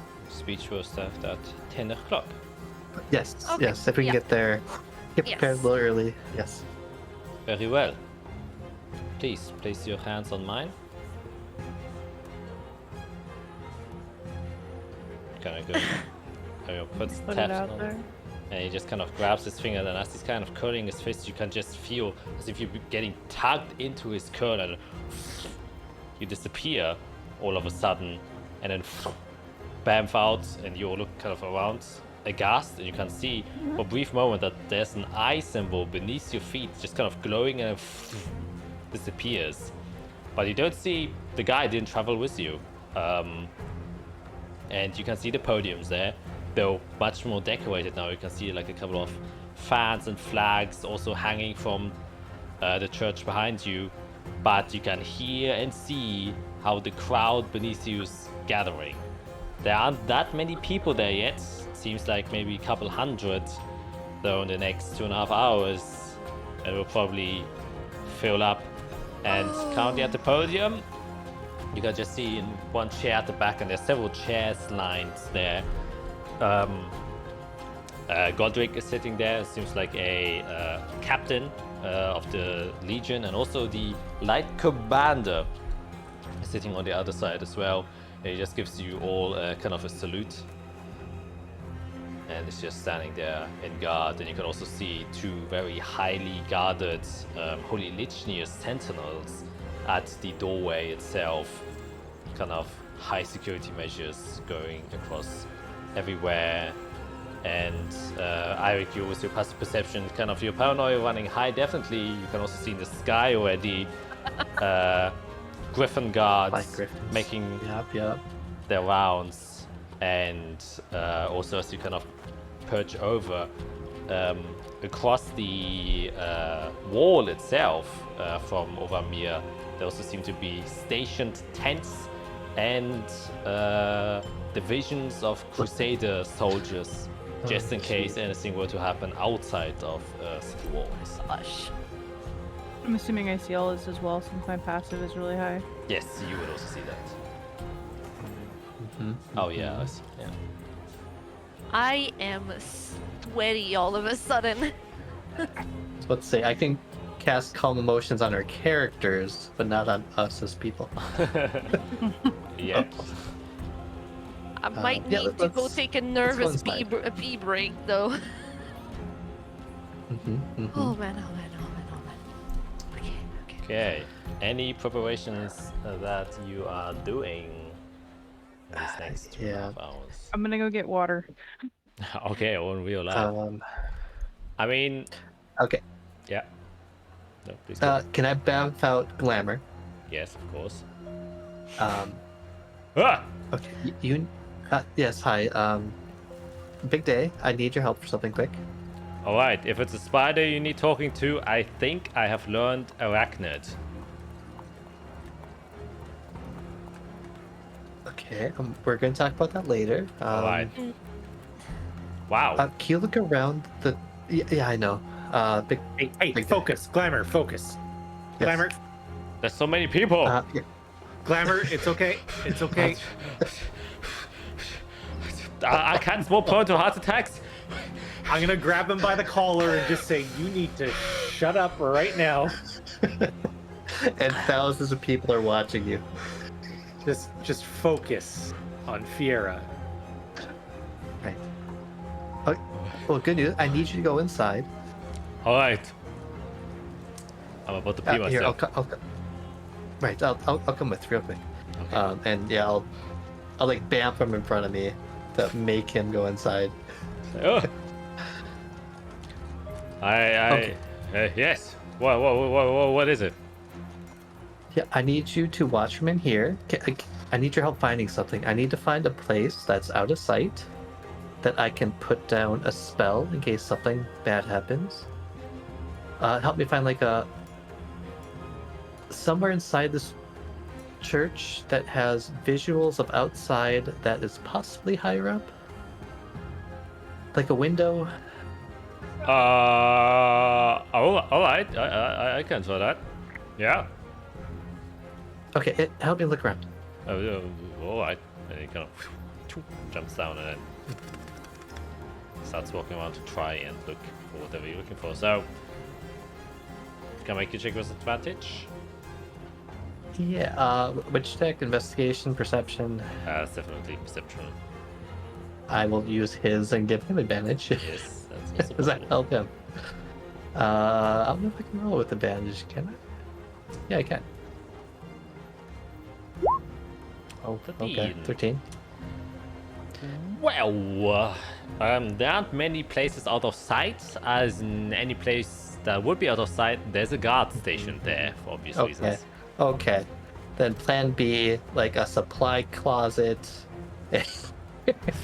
No, a place behind a pillar that I can just place a spell.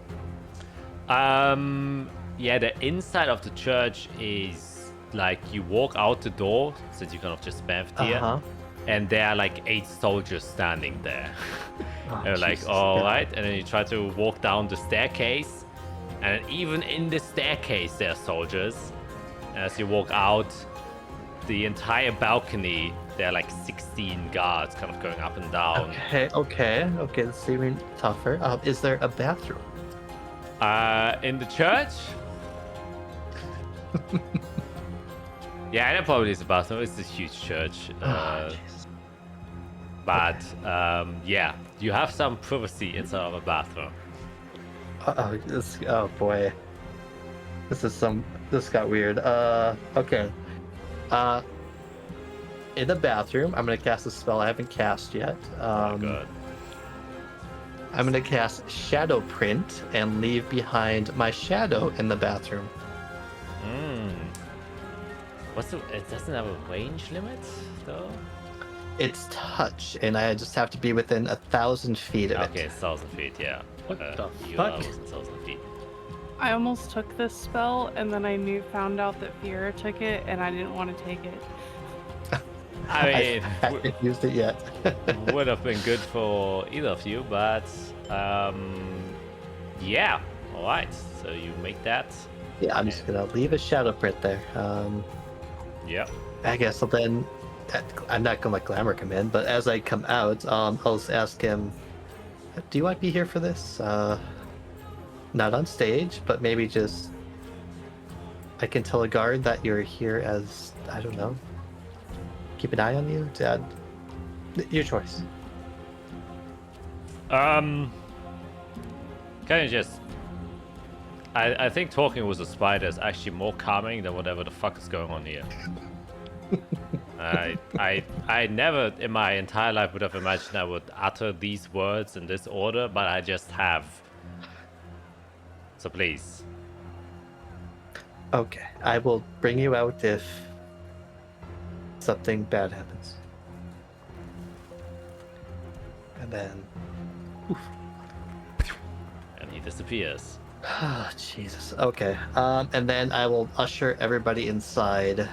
So when we're 30 minutes away, I can cast spells on us. And I will let the guards know I am casting protective spells on my party.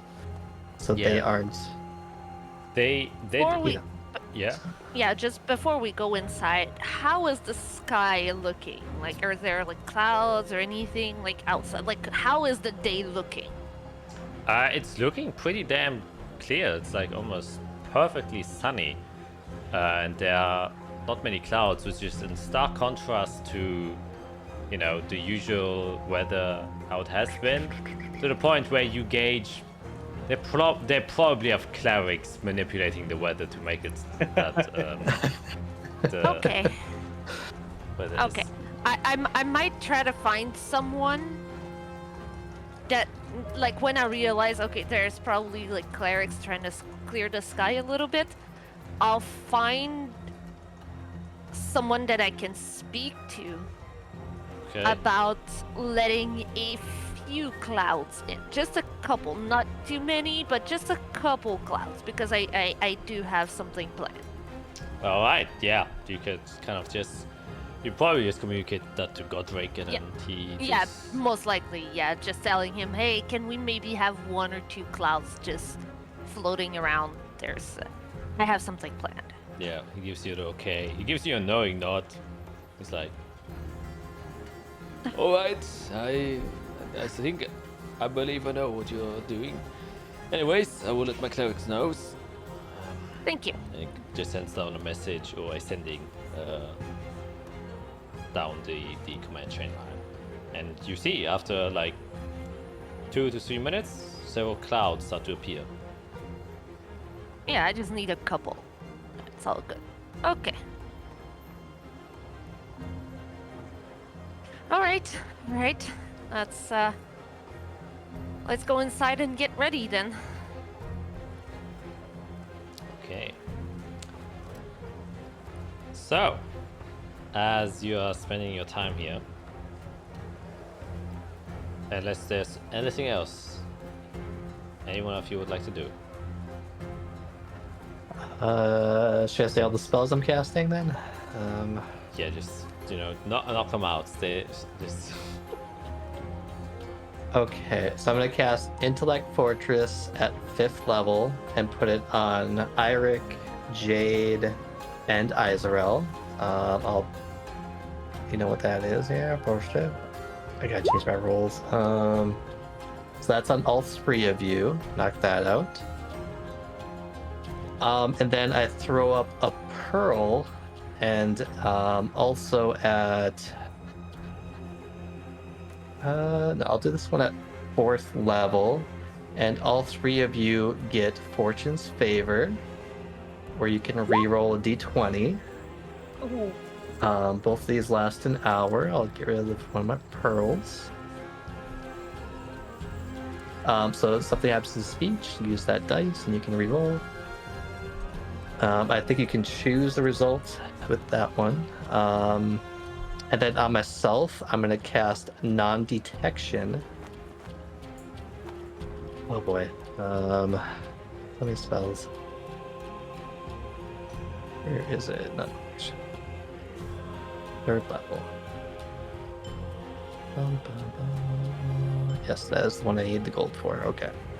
Non-Detection goes up on me, so I can't be targeted by divination or perceived through magical scrying sensors. So you see me then throw up gold dust, and it goes over myself. I think that's all I'm gonna do. Double checking.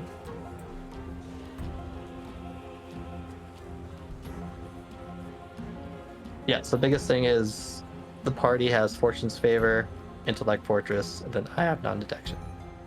And that's I'll leave it. Okay. You've got wizard set up. Work with the high level wizard setup.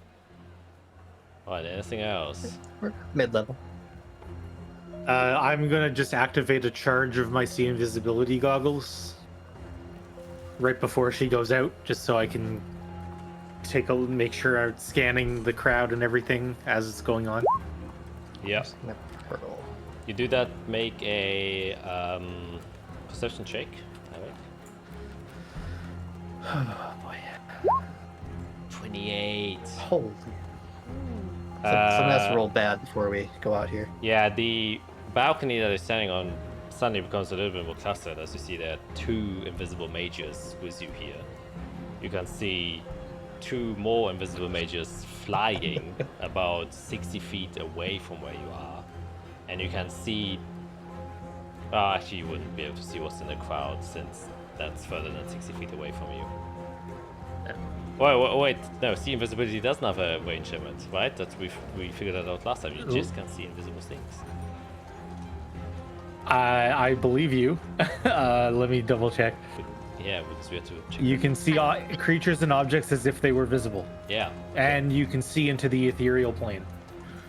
Yes, you can see now. Also looking inside of the sky, there's like almost like a weird cobweb, or like strands of like arcane magic, kind of circulating this defense grounds. You can see points of bright light in different areas where these threads seem to be originating from. You can't see far enough what particularly is creating these things. That's a little bit too far. You see several invisible figures within the space where the crowd is supposed to be.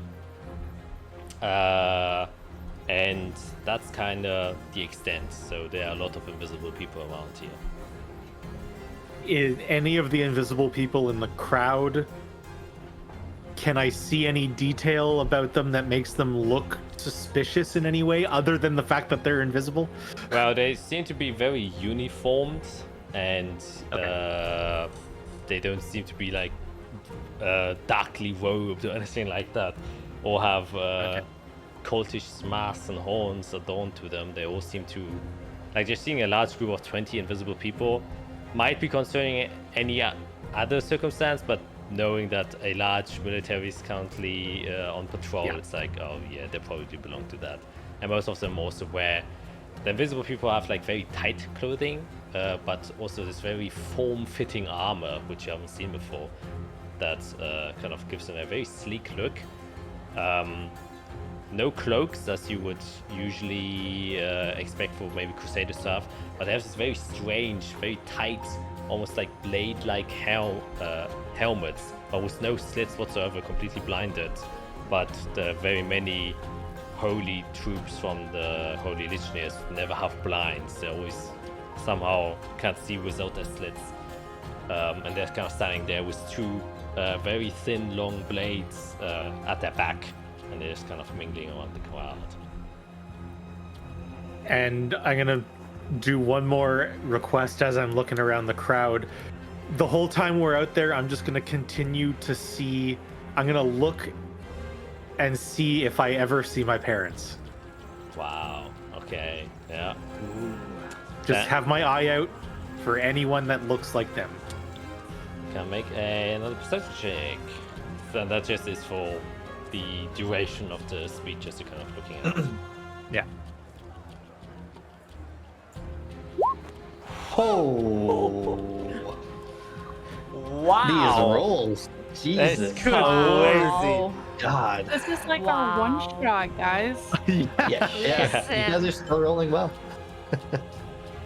Damn. Okay. Irik is set. Anyone else? Well, I just realized non-detection is diamond dust, not gold dust. I need gold dust too, so I'll just swap it around. Alright.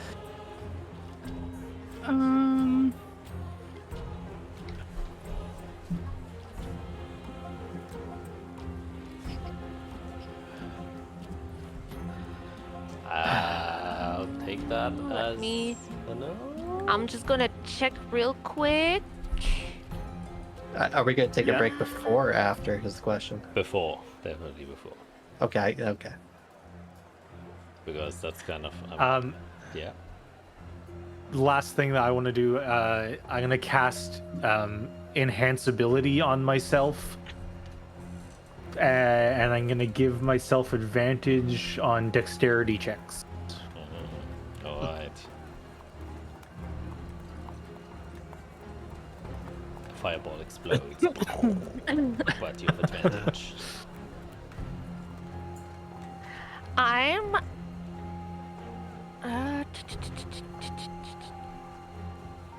Yeah, right before we are about so when I know about where we will be standing on the stage to talk, I'm going to use one of my new spells that I have, and I'm going to cast. Let me check that I can actually do that. No, I can't. Shoot, never mind. Okay, I don't cast anything. Okay, no, because of my plan, I can't do anything. Okay, good. The guards see us just panic casting spells. No, I'm like, Yep.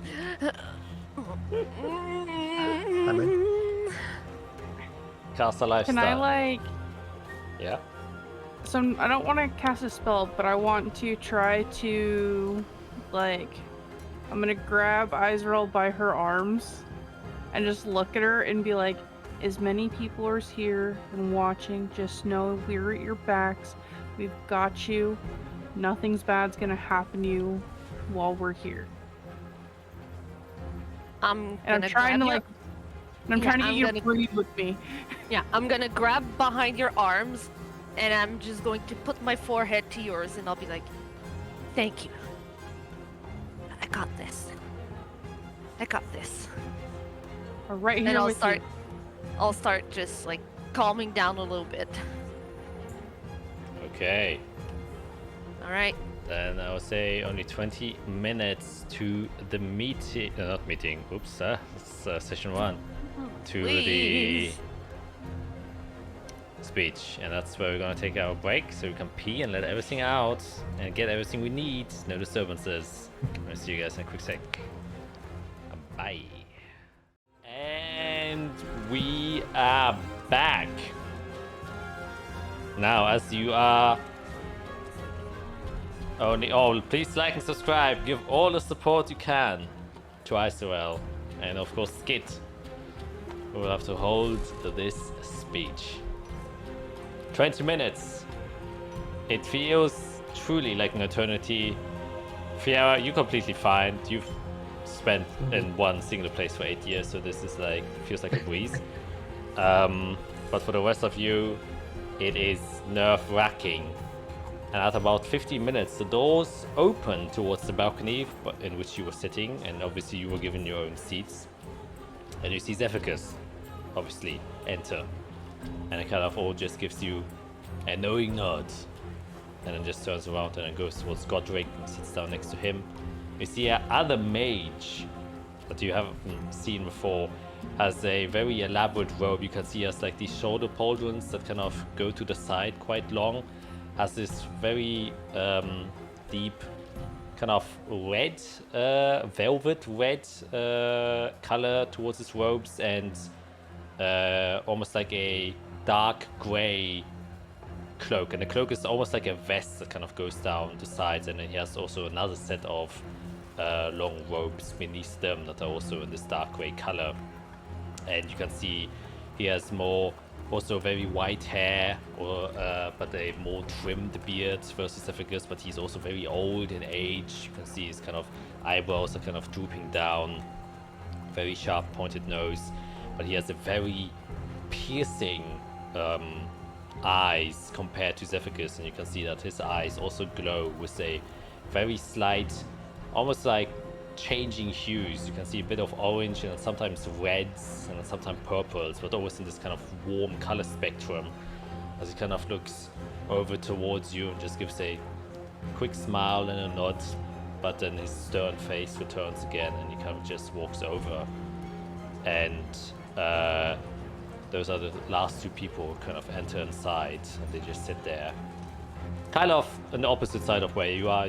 You four are seated here, and like the collection of powerful figures are seated on the other side. And obviously there are also several other noble figures, which some of them you would recognize, Israel, as just the head members of the Chambers of Dukes, like the family leaders. As I like perhaps lock eyes with them, I would probably like do them a very respectful like greeting. And they would do the same. Some of them would even recognize you, but only, you know, from your surname, from probably have had connections with your father, and they give a smile of recognition when I see you, and this kind of also nod. But none of them seem to be inclined to start a conversation here. Everyone is aware how Yeah. tense the situation is, and so they also wish not to distract you. And so the last couple of minutes tick down, and as time's ticking, the occasional glance over the balcony, you can see how it has started to fill up over these last 2.5 hours. And at the end, now that only 10 minutes remain, you can see the entire courtyard of the Holy Defense Ground is filled. There's not a single spot left empty.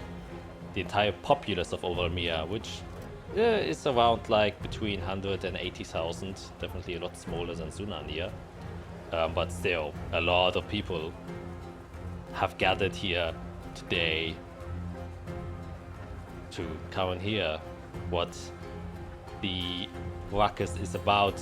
And as time kind of shunts down, you can see that Godric stands up and approaches the podium.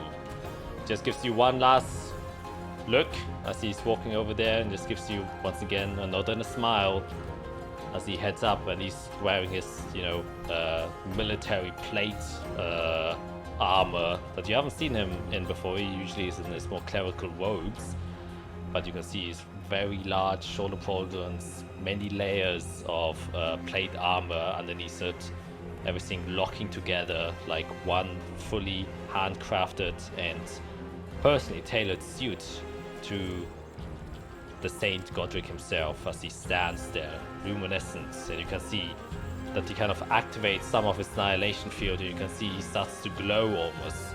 You can see the white cape that he's wearing almost just starts to flutter up into the air, and he almost becomes like this symbol of radiant, shining light as he stands atop this podium. And as soon as he kind of invokes his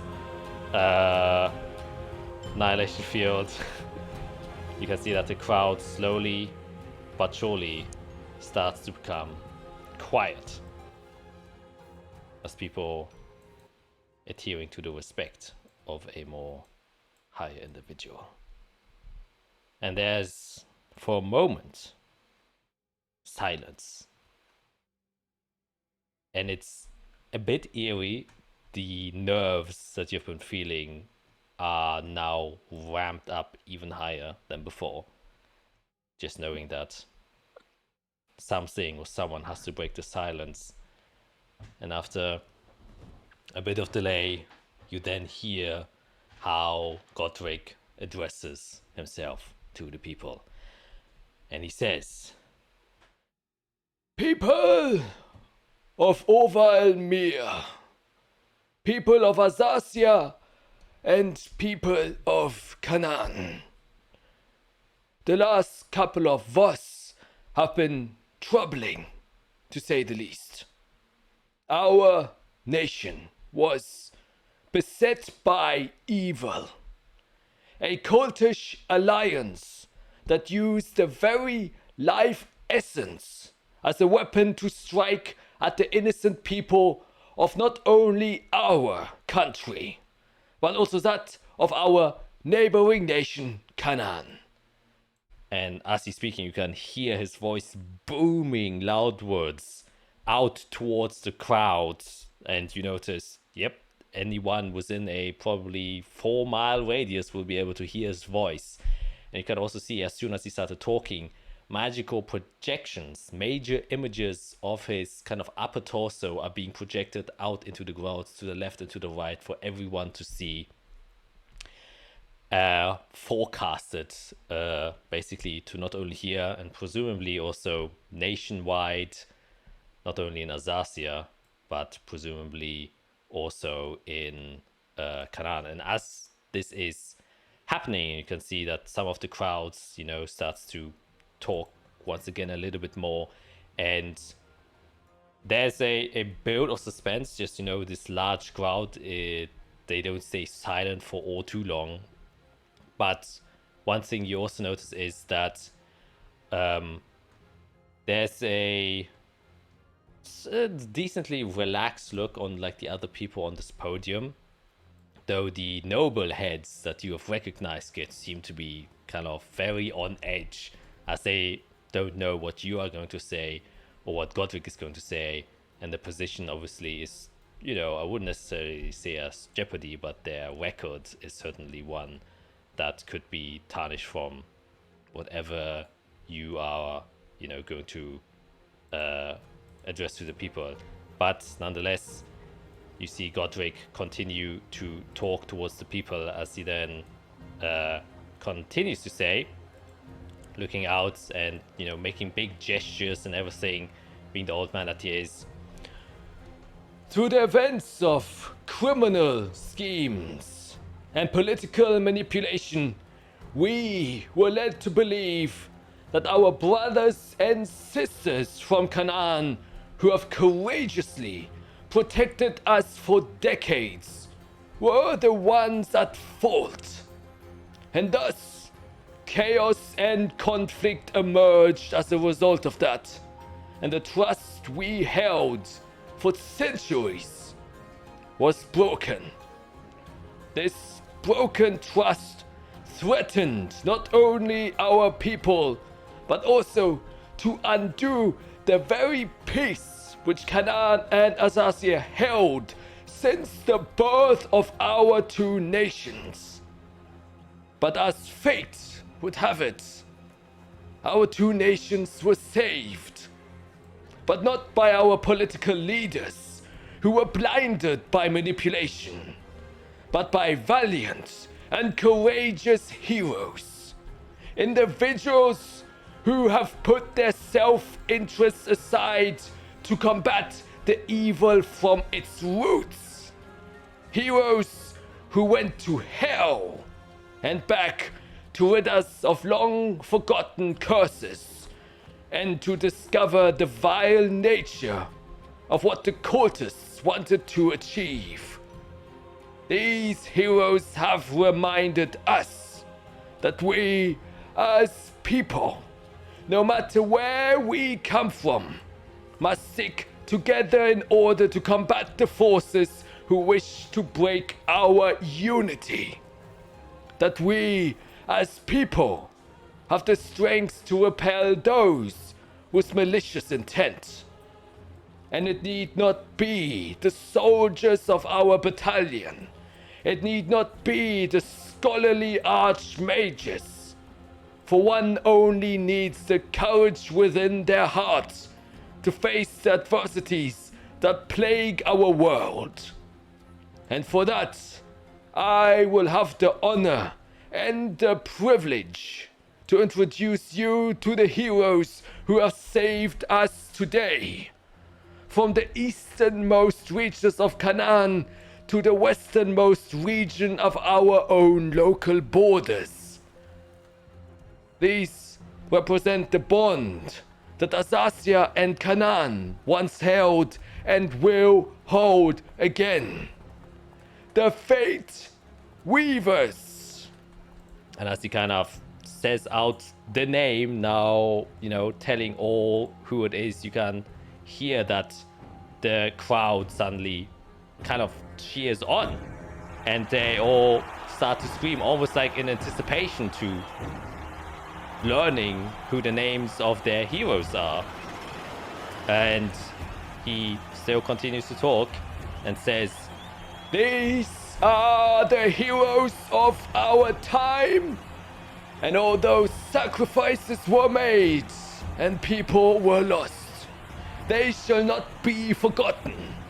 And thanks to our heroes today, they won't. For we still yet live to remember yesterday, and we shall continue to live to remember tomorrow." And he kind of steps to the side and then gestures towards you. All right. I'll stand up and get to that podium, and I'm actually going to stand for this, so I'm going to readjust this. Can you... Okay, is it so centered for you, Jack? Yeah. Yeah. I'll do some minor adjustments. Hold on. Yeah. I'm gonna let you make some minor adjustments. Okay. Is there anything specific you're going to be doing? Like, are you waving to the crowd? Well, maybe a little bit, but I'm gonna stand in that little.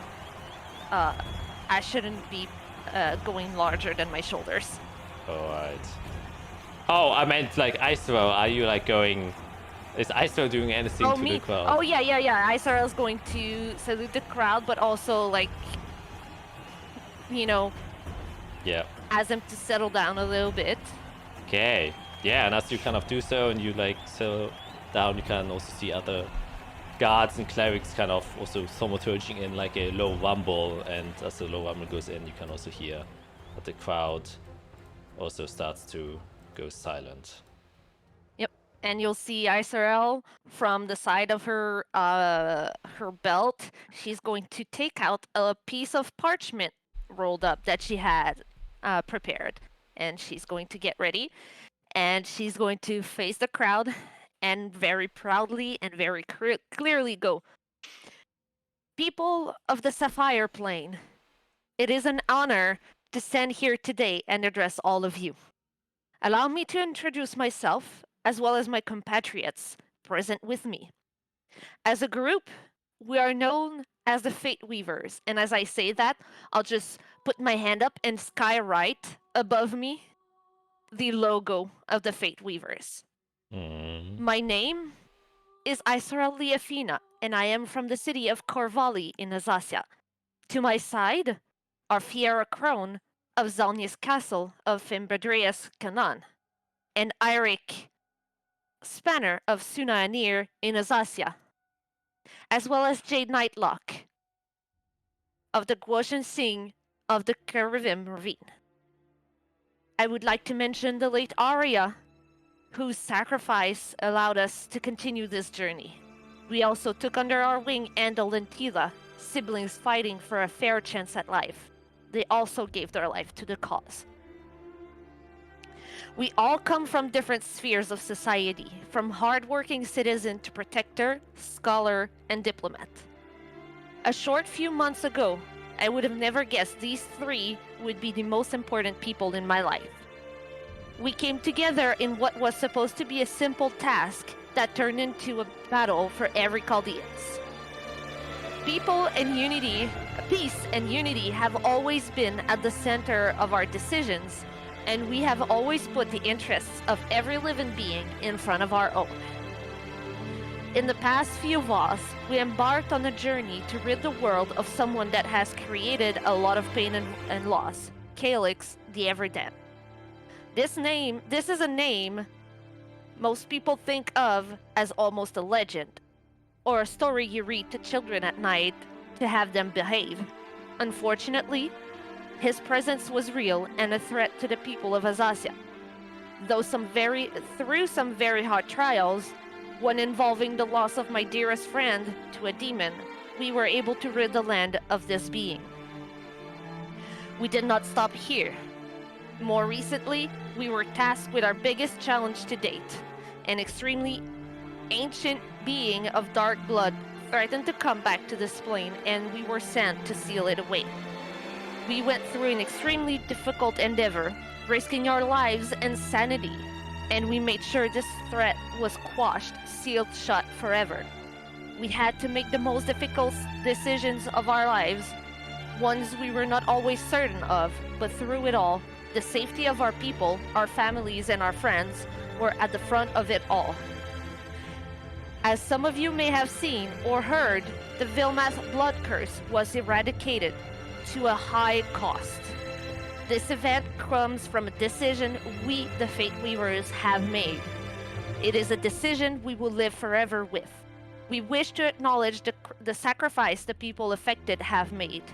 Their death will forever be in our thoughts. This sacrifice did, however, come with not only the end of the curse, but also broke the hold some evil forces had on a dark, powerful magic used to control people. Rest assured that this event has taken a toll on us. We do not wish to see more families suffer from these senseless behaviors. We will do everything in our power to prevent something like this from happening ever again. We plan on working with leaders in the population to ensure nobody has to make a decision like this again. We hope that the events that transpired a few days ago show our determination towards peace and unification. For too long, the division between races, religions, and societal spheres have let corruption and lies divide us. The work has only begun. There is still a lot to do. There are still bigger threats out there. You may ask yourselves how these things could have been happening, and some have pointed fingers in many directions. Let it be known that the Blood Legion, a rogue group stemming from the light, were behind all of these operations. They manipulated, lied, killed, and tarnished reputations, all in the name of their zeal. Although this looks bad for the Lichnius, we want to acknowledge their efforts in providing an entire legion to fight against the forces we were facing on our journey. The only way we can continue towards this peace we all want is by coming together and working together. Right now is the time to put our differences aside and stand side by side. Chaldeans are stronger united. We, the Fate Weavers, vow to keep making strides toward a better future for everyone. We hope you will follow us on our quest and decide and take actions towards peace. Thank you. And I'll deep bow and back away. And as soon as you finish, you can see once again the crowd shouts and cheers, and you can make a performance check with persuasion check with advantage. And you have Fortune's favor if you want.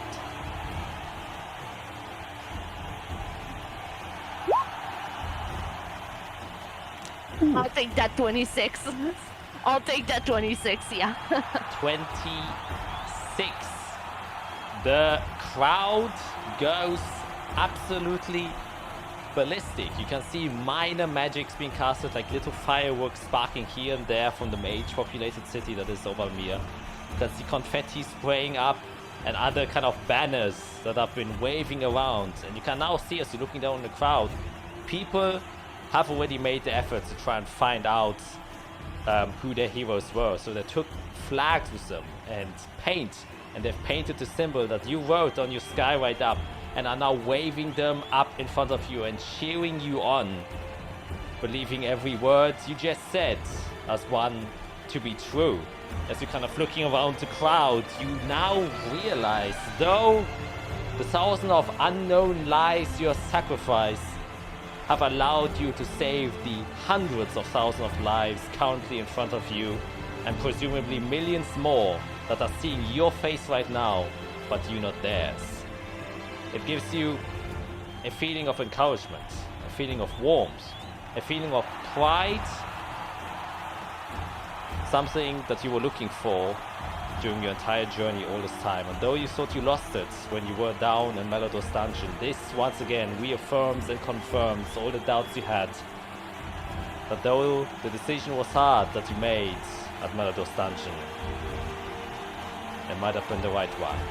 As you see the happy families, the cheering people, the common folk, those who had nothing to do with this conflict, their lives being spared by the one decision your group made.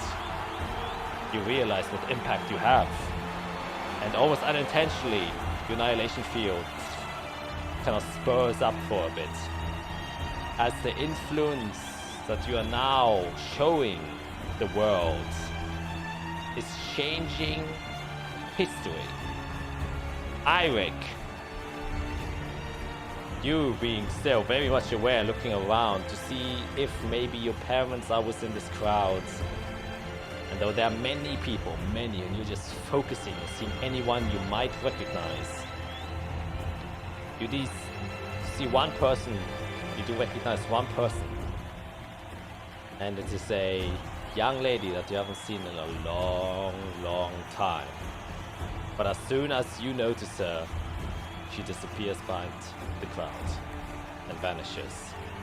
But as you're keeping your eyes open, looking, trying to see anything, trying to glean maybe your parents, and you don't have much memory of what your parents look like. It's been such a long time, and parts of you just didn't care so much about them. And with all the cheering, you can see all the smiles, all the happy faces shouts, the flags, all in your name. And then, amidst the crowd, something that dyes your mood a tiny bit is a black cloak, black hair, a singular drow. Xerxes just standing there. Almost, you don't know if that's a good thing, that this right here is happening in every reality. But it is.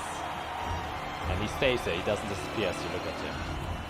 But those are the only two notable figures that you see as this. And as this is chewing on, you can see how the two mages kind of start up. Zephygus and the other one you don't know. Actually, yeah, maybe Fiera and probably Icewear, you would kind of, yeah, you can both make a history check. The history. Yeah.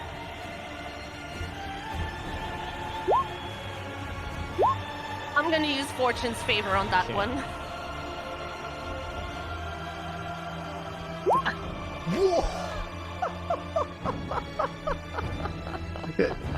Thank God that wasn't for the speech. Wow. Oh my god. Wow. Wow. Wow. At least it was after the speech. Yeah. It was after this speech. Your mic is all the way up though, so we can't hear you correctly. Yeah. So you're probably just too enthralled in the crowd, you don't remember shit. But Fiera, just from reputation alone, you presume that that other mage most likely is COVID. It can't be any other high-standing mage that would be present here.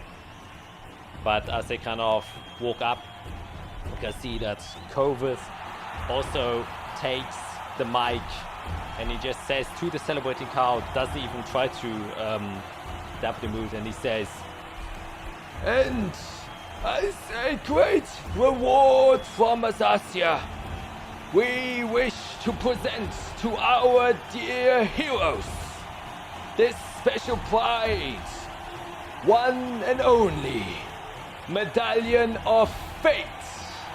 Please." And he asks each and every single one of you to come over, and he just kind of flips his wrist. Fiera, you know this trick, and you can see that a medallion gets produced in the air in the shape of your Fate Weaver symbol. Very nice gold, intricate designs, now also 3D, like more detail and love has been put into the design of it, while it has also like a bridge side to it, so it's not hollow. That's also made out of some very fancy alloy, just so slightly shimmers in almost like hollow lights as kind of reflects some of the light. And he just asks Icewear first to step forward. I'll get forward. And he just says, "Icewear, Leafina!" And he puts over the medallion, and you can, as you wear it, feels quite heavy. And then he asks the next one, he kind of shows towards you, Eirik. Let's go towards him. He says, "Eirik Spanner!" And he also puts the medallion over your neck. And then towards you, Jade. Put my head down. Jade Nightlock! And also puts the medallion over your head. And last but not least, Fiera. Is that myself? Fiera Kron! And then puts the medallion over yours. And steps aside, and now you're flanked by Kovus and Zephygus. And he just once again holds hands towards you and just says, "The Fate Weavers!"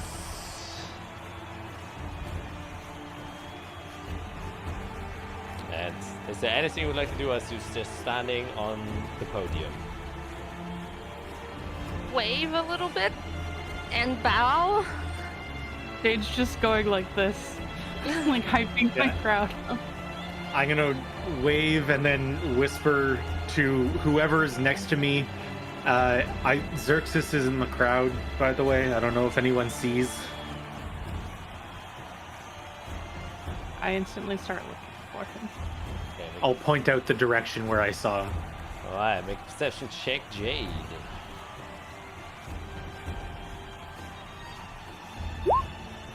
Oh, come on. Yeah, nah. With advantage because I'm telling her where to look. Yeah, advantage. Yeah, nah. I mean, it's a crowd of, 100,000 people. Difficult to see one singular person there. And as you're spending your time waving, one after the other, you can see that, Zephyrus and Clovis just kind of look towards you, almost as like it's time to step off.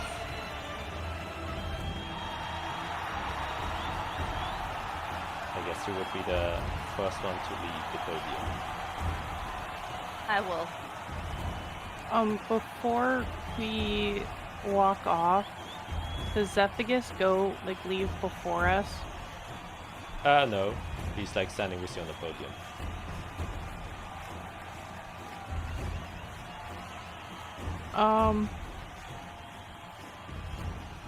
I'm gonna make sure I'm the last to leave of our group because I don't want him to pop. I don't trust him after he gave me a cursed weapon. Yeah, sure. You kind of all, one after the other, slowly walk down. Jade, you stay there a little bit longer. Kind of wave to the crowd. He doesn't seem to be anything suspicious. He's just, calmly standing there.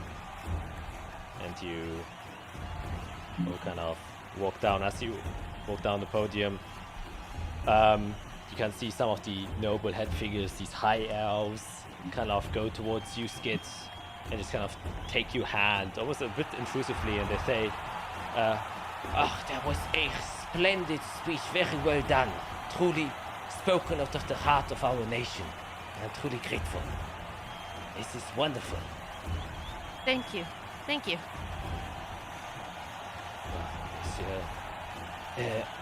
Yes, I haven't heard such a good speech in a long time. I think this is what our two nations have needed. The essence of what Azathia has been looking for, encapsulated in your words. Truly beautiful. Your father has raised a fine daughter, I must say. It's an honor. I'm very honored for those words. It's a very high praise. Thank you very much. Oh, no. Thanks should be given from us. Thank you. I said, Miss Liafina, excuse me. Thank you very much. And to the Fate Weavers as well. Truly remarkable the deeds that you have accomplished in saving our nations from war.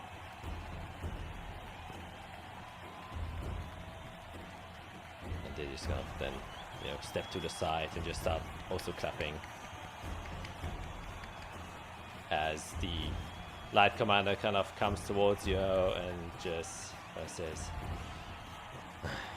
All right, if you wish to go somewhere a little bit more quiet, you are welcome to follow me. Yes, thank you. and he just kind of leads you outside of the door. As the door's shut, you can hear the crowd just goes silent as they probably have some magic in place to make sure that, the church inside is always very quiet. And you can see the guards all just still standing there in attention, and the light commander kind of just has this very nice smile on his face and is kind of nodding along as he's like walking you out back to the kind of main hallway of the church itself, and says, I can't remember the last time we heard such a captivating speech inside of our grounds. I mean, you probably have heard this numerous times, but it is quite the deed that you've accomplished there. And I hope you aren't taking yourselves a little bit too lightly.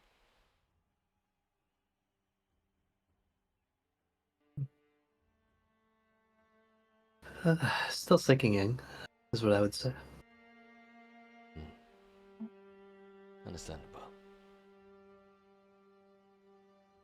Either way, probably a bit exhausted after all that. Do you wish to return back to your estates, or will you mingle here around?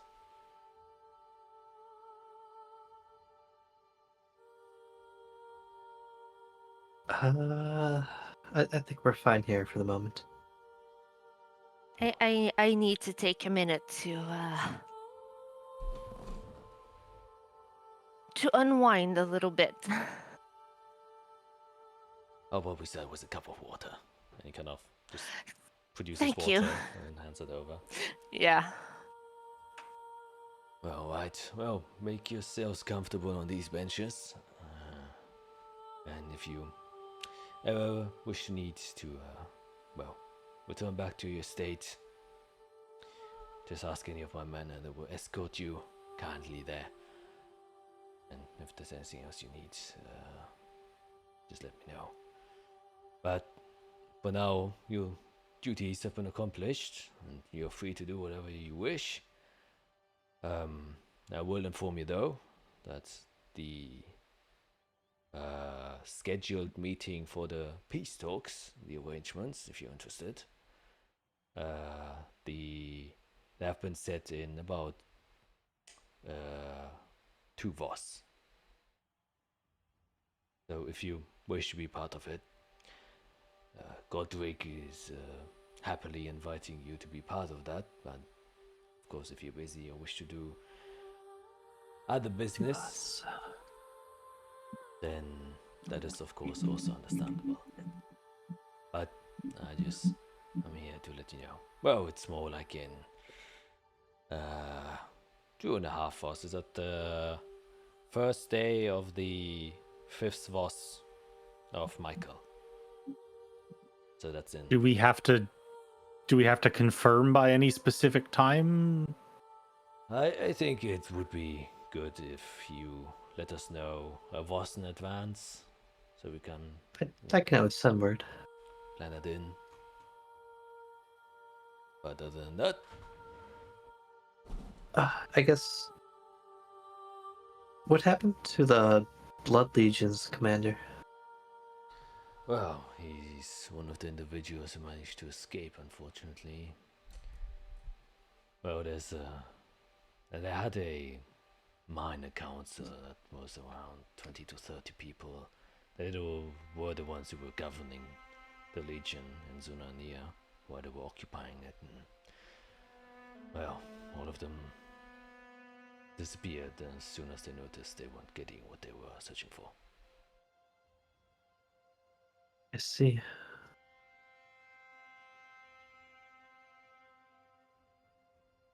Okay.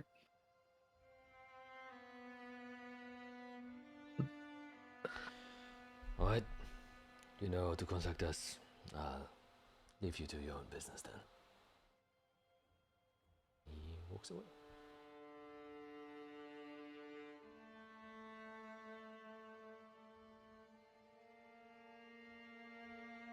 Well,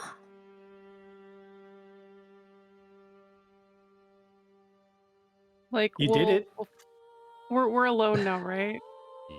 Well, there's still like guards in the cathedral chamber, but they're like decently Jade far away. Jade picks up Izrael, kind of spins her, and then puts her down and be like, "I told you could do it." I'm. It looks like it went well. It sounds like yeah. it went well. No problems, and a lot of happy listeners, hopefully. We don't know about the ones from other countries, but I don't know what they would No, for sure, but be upset about. my biggest worry was to point a finger at the light while being in their home.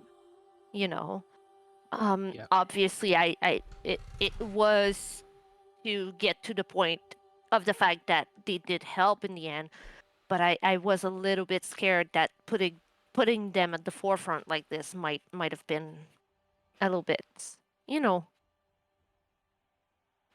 might have been seen as an attack when it's not. But I'm glad it went well.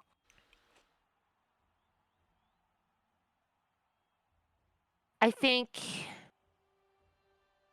the people are finally ready to hear the truth, and I think they needed to hear the truth with no filters.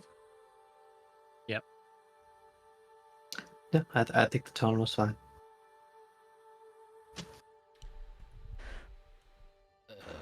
By the way, the Medal of Fate isn't only just ornamental, it is an actual magic item. I looked it up. That was. I was No, like, Jack would just how's give it- us something. How's it called? Sorry, the Medal of Fate. Yes. Identify. Medal of Fate, yeah. Did right. Medal of Fate. Let's read this. It's so metal. Oh man. Made out of ivory gold.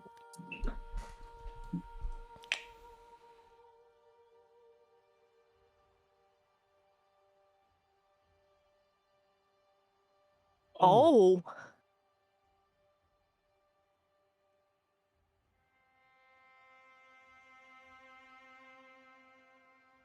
Oh. Oh. Eric might pass a wisdom save now. Yep.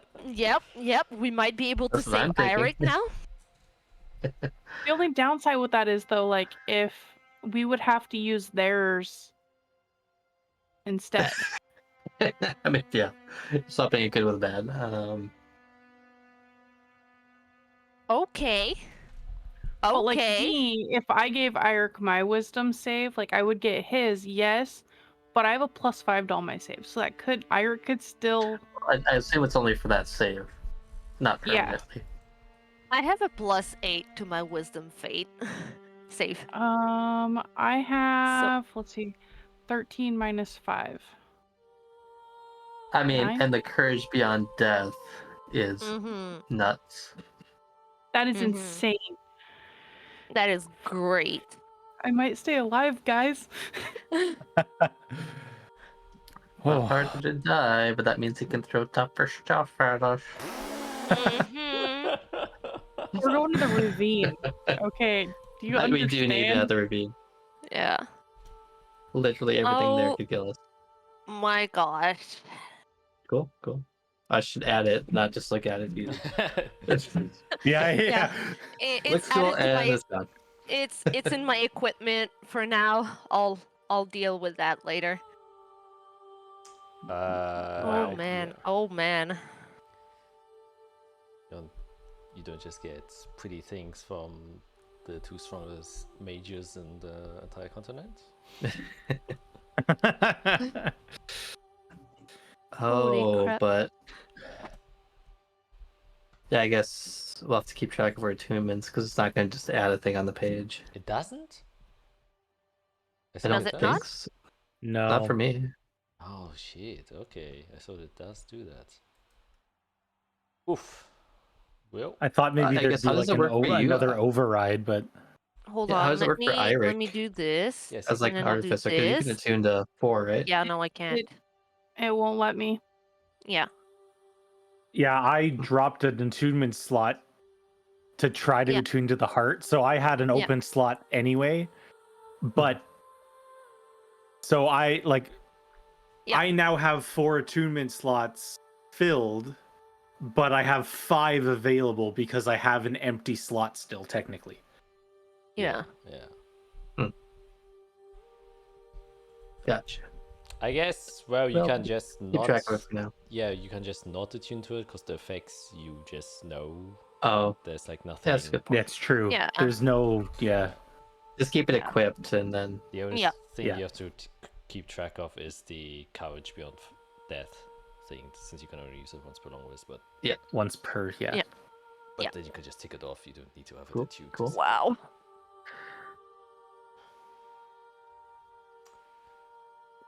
So Crazy. Fate Weavers, what's Oh. the next step? gotta add COVID to my sending list. Yup. Hope he's ready. That's my first thought.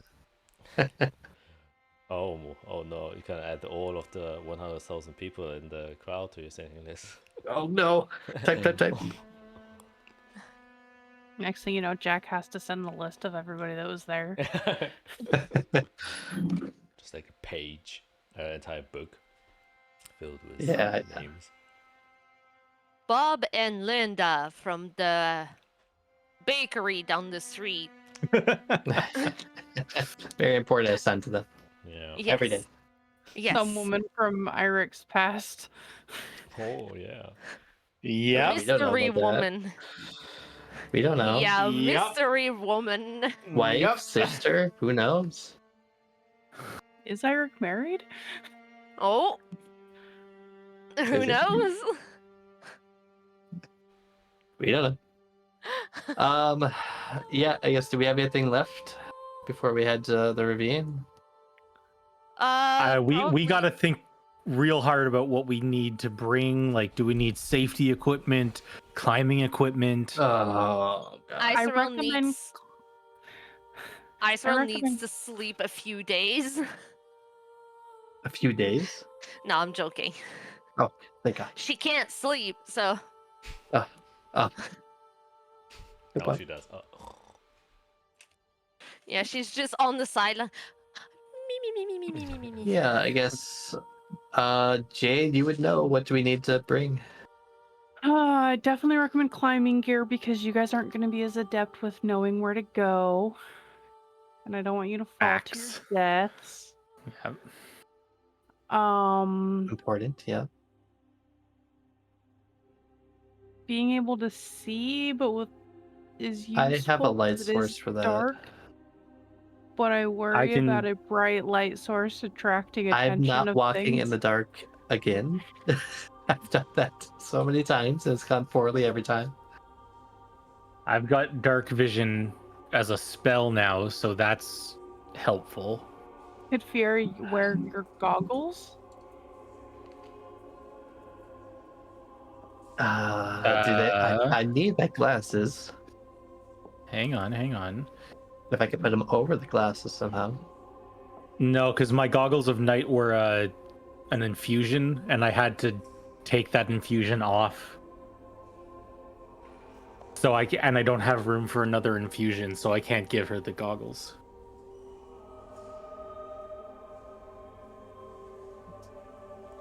Well, we can always have light, and just maybe like hide it under some of our clothes so it's not as bright, but at least provide some sort of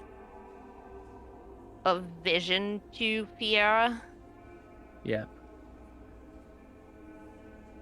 I mean, it's not daylight; it's just light. So I mean, Glamour can see in the dark. I can look through his eyes. I've done that before. Oh, this requires some practice. Don't necessarily like you being technically blind. No, that's why I'd While rather we're just down handle there. my. I I mean, mean, just I deal don't with think whatever we have to. I don't think it's going to end the world, but it just makes me anxious. Yeah, it puts a little. It focuses attention to us, Mhm. but just a little bit of light around us is enough to maybe protect us from like falling into a hole or something. Mhm. Yeah. And some things may be adverse to the light as well, so it's kind of a plus minus kind of evens out sort of thing. Yeah. Also, what's our goal there? Jade, are we going back to your village or your outpost or where you were born? I believe I was told to go back to my outpost, which essentially is my home. It's where my tribe was. And that the shadow dragon was expecting me. And again, your tribe name is... Izrael's got it Uh, handy. I'll type it out to you. I mean, you said it pretty good during the speech, so. Yeah, I tried. Yeah, we literally come from light, dark, normal, and noble. That's actually pretty funny. Yeah, covering Yeah. all bases. Although I was protected from scrying, so I don't know who saw me or not. I was trying to hide. Got a strange place to hide where literally every, like, your image is being protected. I know. Actually, how would that what? Yeah. Projecting major image is a bit. Tell me. Yeah. Well, I was trying to be protected from other nations watch me. Yeah. Gotta protect myself. Got enemies. Enemies everywhere. Yeah. We've So how do you- definitely made enemies today with that speech. Well, yeah. Ooh, I think we made enemies with the right people, if that makes sense. yeah. But we still made Excuse me. enemies. Bless you. Mm-hmm. Sorry, I missed the mute button. A priest comes by and blesses you. So that, we need to. Oh, sorry. well, like, whoa, oh, Gyoshin? Woshin. Gwoshin. Gwoshin Zing? Xing. Shing. Right, it's sh. Okay. Yeah. X in Chinese is sh. Gwoshin Shing. Yeah. That one I know that much. More than that, I am not very well versed. Okay. Well, you're lucky So- that that's part of the name then. It's the one bit you Yes. do know. It's the one bit I do know. I had started phonetics and then I was like, you know what? It's too hard. So we and need then what- climbing gear. climbing gear. Good Any shoes. extra like? Good shoe. Ah, yes. Work boots. Wheels on shoes probably isn't the best in the ravine, right? No, definitely not. I mean, I'll prepare featherfall and fly. Yeah. A light spell. I've got my wing boots, so Right. I just don't need to activate the Heelys. That Yeah, I'm not too worried about us falling. More about the creatures. And yeah, I I guess- recommend we have a lot of like anti-blight stuff because you never know what's gonna happen. So Israel and I should always make sure we have our lesser restoration prepared. we haven't fought a I demon in a can do while. that. I also Right. have access to lesser restoration if we really need. Bless you. Thank Bless you. you. Wow. The priest comes to me. Now we're going to the priest. Going. Oh yeah. Bless you. There was that ring of necrotic resistance. If anybody wanted that, I forgot what shop, but we could probably figure that out. I have natural resistance to necrotic, so it would be useless for me. And it's probably an attunement slot. Yeah. Which I'm the only one I think who has an open slot right now. Yes. All of mine are filled up with stuff. I think it was a potion of necrotic resistance, what I wrote down. Yeah. Very We'll possible. probably be okay. I have resistance too if I need it. We're fine. I okay. can give myself resistance if I need to. I can give a lot Yeah. of people resistance as well if I need to. Okay. So, climbing gear. Yes. And then we're We've- just hoping to find a shadow dragon.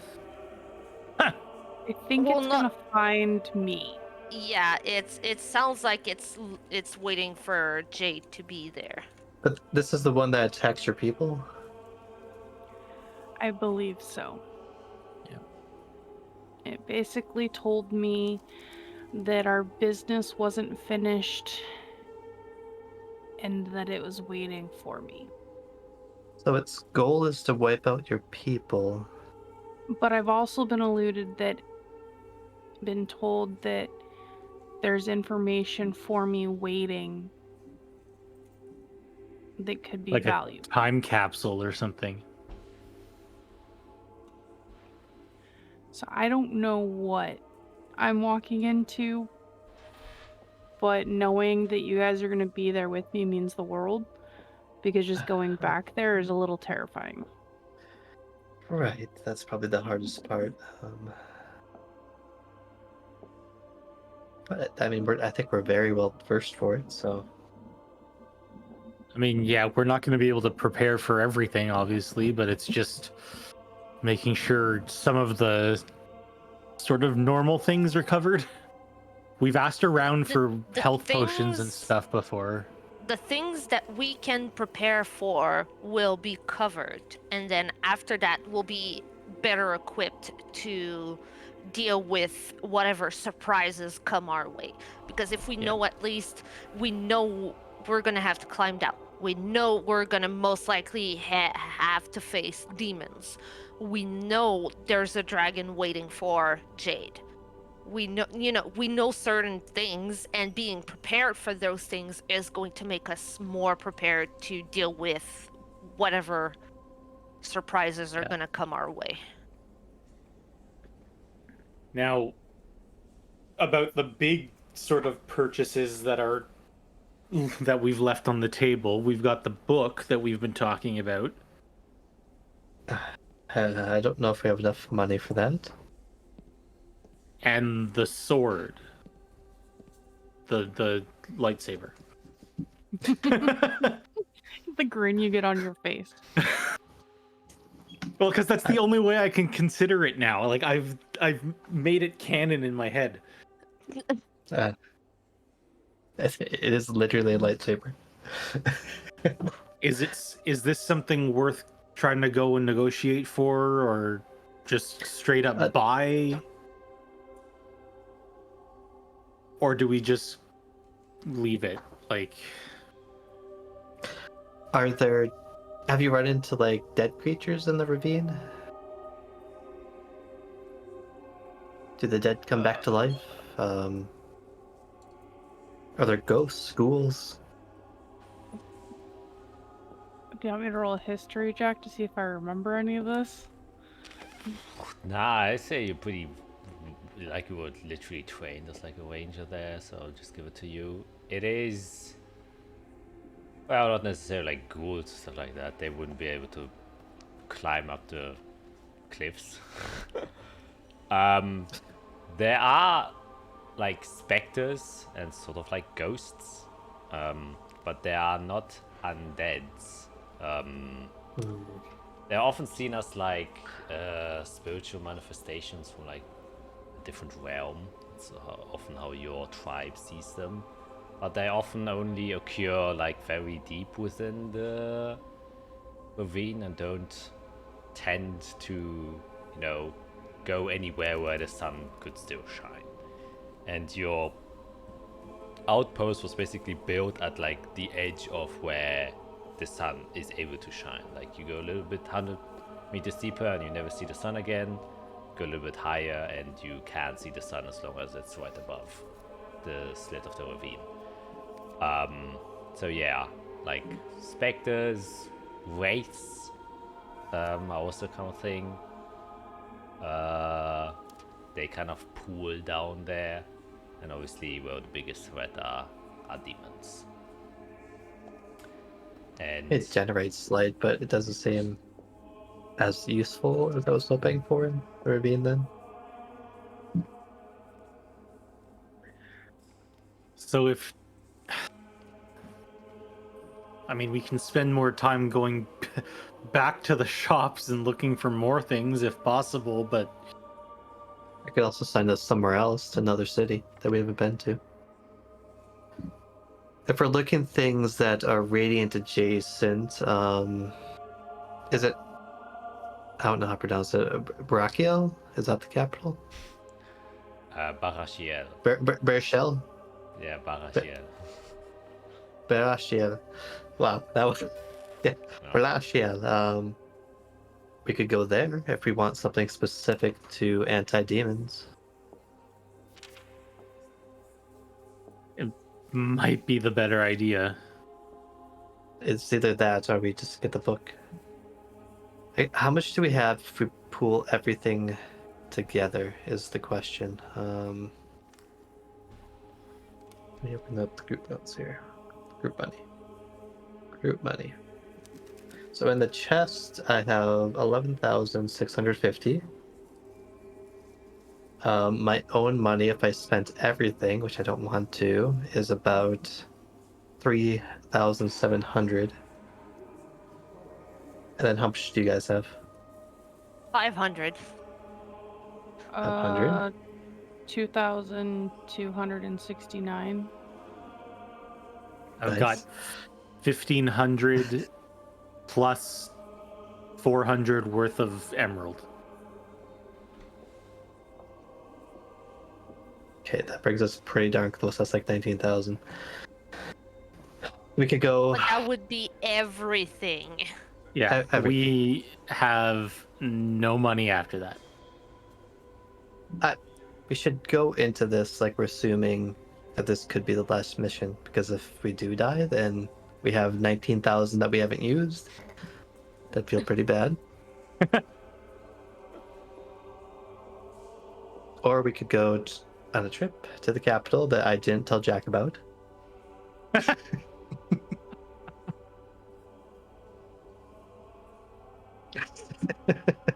Oh. After a big speech. Oh.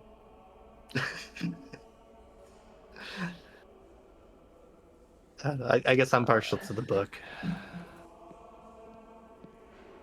We know what the book does. Traveling to another city to maybe find something that might be useful is just a hassle. Mm-hmm. Actually, but just make a religion check. Okay, thank you. Yes. You want guidance? I will Like use a drug my dealer. I'll use my guidance. fortune's favor on that. Because it's actually I don't have fortune's favor. I'll use Chronal Shift. Oh my god. And then she taps me on the back here. Okay, well that got better. 18? Oh, but the second one was a history, so we rolled that. I think I have a pattern of my characters being similar to drug dealers. Yeah. Oh, there it is. Wow. Okay, is 30 high another enough? 30. Holy shit. Well, you would know. Very smart. Unfortunately, not so easy to enter into the holy capital where, the chosen religious are allowed to enter. Barashiel is like famous for gatekeeping, who can even approach the vicinity. Like very, very, very famous. Like only a couple of people that don't come from the holy city have even like seen the city itself. Apparently the walls are made out of glass, and that everything's like super bright and shiny, and that there are literal towers made out of light. So Oh my god. yeah, so it is a Okay, let's knock that off the list. We're celestials now, though. We should be. That's a good point. We are celestials. Just imagine rolling up to the big, capital city, being like, yo, we're celestials. We're here to shop. Yeah, you got any of the anti-demon shit? Yeah, pretty much. Got some shit for the bros. Oh, man. Okay. I mean, I guess, would you know, Ezreal? Is there a shop in Corvallis? Oh, God. I feel like I Overmere. haven't been in Corvallis in, years. Oh my Soon they're god. still getting reconstructed. Oh, man. Going back to Corvallis. Yeah, going back to Corvallis now. I don't know about Kovith. Oh god, that's like session 0. 0. I have those notes. Oh, nice. I found I- Jane's or Arya's notebook. Would I know if there's a magic shop in Corvalli that is worth going to? Yeah, there actually is a well, that's kind of a mix between like a little druid grove and a magic shop that is known as the Woven Root. Oh, that sounds cool. And if you have There's something from that. Corvalli, it's 6 months. Well, no, you would have been there 2 months ago. Yeah, I was there 2 months ago. So if you have something from Corvalli, then it's a lot easier to teleport. I am from Corvalli. Is a person an item? I mean, my clothes are from Corvalli. You definitely yeah. have You things know, like the Okay. pin that is in my hair is from Corvalli. My shoes, my belt, everything that I own. Pull a hair out of her head. Here you go. And it becomes an object. Okay. Let's summarize this. We could go to Corvalli, shop, get our equipment, the climbing equipment for everyone, and then figure out where we want to go tomorrow. If near we the are ravine. going back to Corvalli, I do want to visit Arya's parents and my family's estate, if possible. Well, of course that's going to be okay with me. Yeah, we could do that. Kind It's of a just little an, homecoming tour before we go out and it potentially. would That be. might be a good idea. I don't want to spend too much time. You know, I just want to see Arya's parents and apologize for not protecting their daughter, and just You. go home just a minute. 'Cause my parents are not there, so I'm not gonna see my parents. But it is my family's estate, so I just maybe I want to think check that is a things good are idea. okay. If y'all don't mind. That sounds like a great idea. All right. So I'll Let take me the Take I'll a take short the clip. rest. Yeah, I'll take the That would clip swap a out of my spell. hair and give it to you so that you can cast the spell afterwards. Okay, I'm gonna take a breather, swap a spell, get my spell slots back. Bet Jack didn't expect us to go home.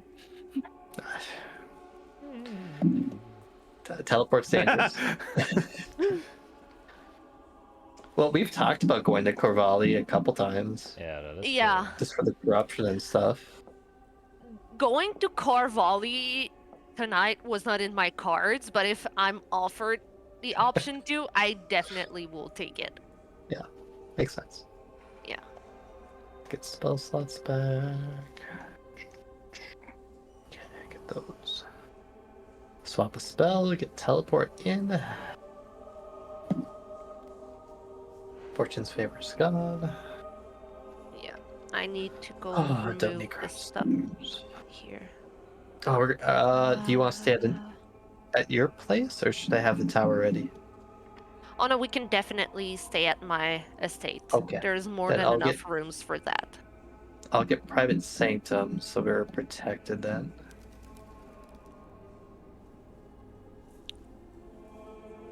Okay, good enough. I'm guessing our hit points are back to normal too. That lasted for 8 hours. Yeah. Okay. Okay, so tell me, what'd you give me for the spell? I gave you the pin that holds my hair together. Okay, That is was this made from in your Corval. home? It is or- made. It is made from a small shop in Corvalli. So we will poof basically in the market district. Oh my gosh. Or, and I'll Okay. I'll start Okay. thinking. I haven't used the spell a lot, so if there's people around, I'm kind of worried. Okay, just give me 1 second. I will take out, and I didn't think about that, but I will take out, I do have that. I have my noble papers that my father made for me, like my pedigree and all that. Okay, and did he like write those in his He would have written office? those in his office in our home. So that Okay, would that be yeah, we should appear in your home then. yes, or in the courtyard of my home at the Okay. at you know. Okay. Yeah. I'll tell you what. Before I cast a spell, Oh, just I give me like. need to get my old notes out. Can you like describe his office? Just so I have something to picture. It's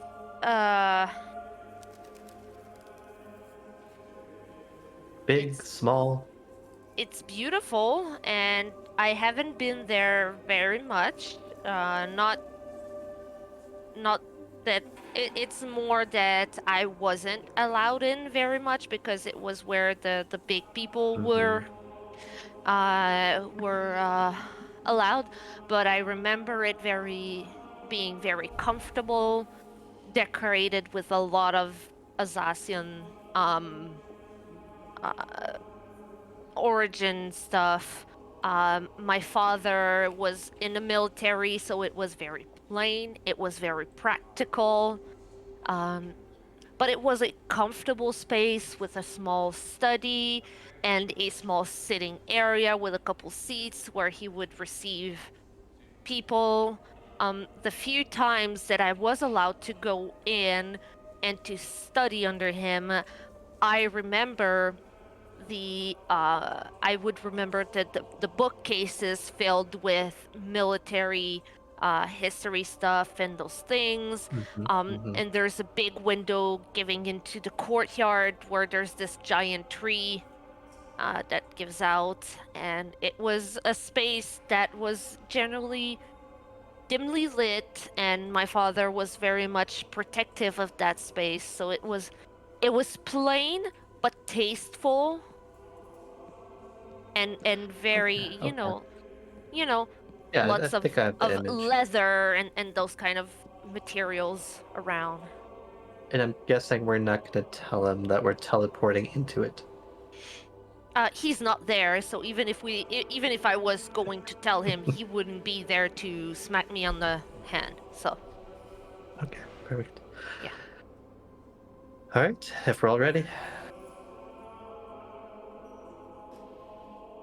And yeah, I begin casting the spell and opening up the gateway, trying to connect to the weave to spots I haven't been, but I'm picturing, and I'm trying to connect the paper that was created there to Izrael's image that she gave me. All right, then definitely roll a D100, because that would. Oh, let me just see again. Under which category would this be? Or do you know? So it depends if it's a linked object or not, or if it's more of a described.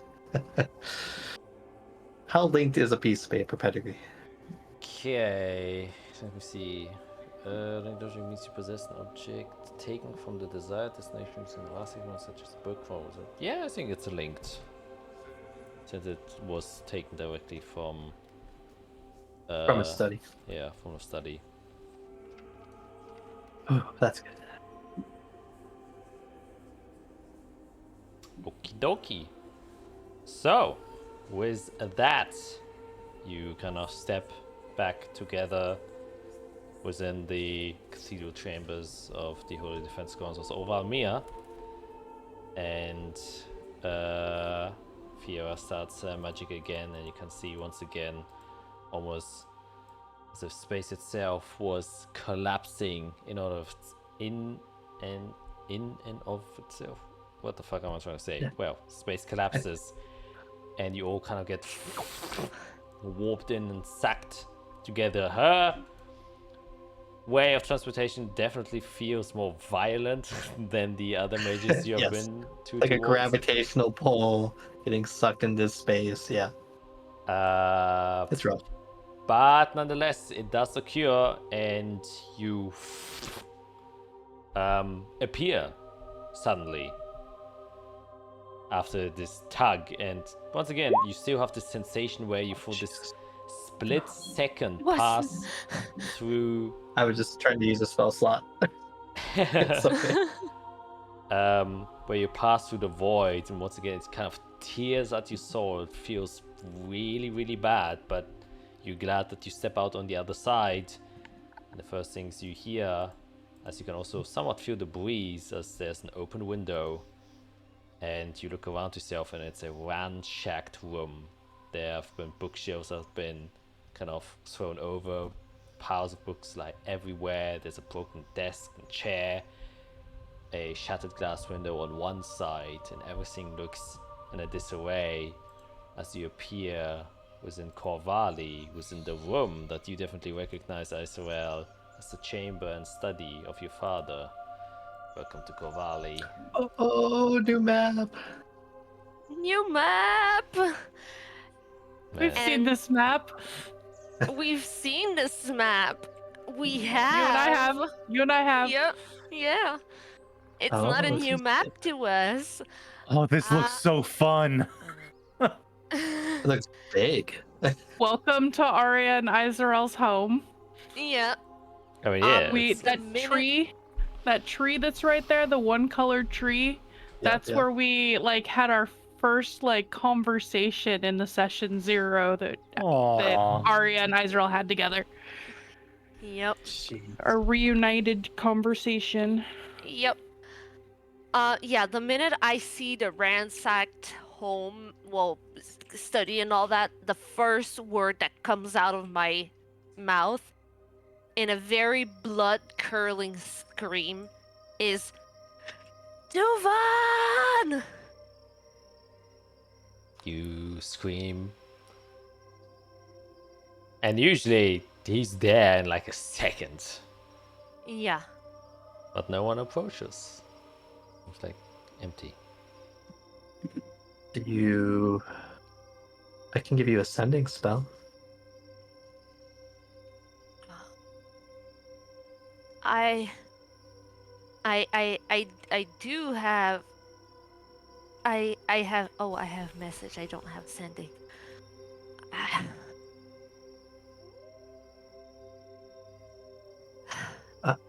We can look around as well. There was an assassination attempt on my father here. So.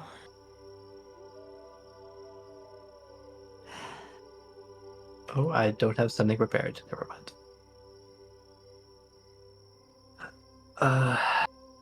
Well, let's look around quick, right? Let's take a minute. I just wanna.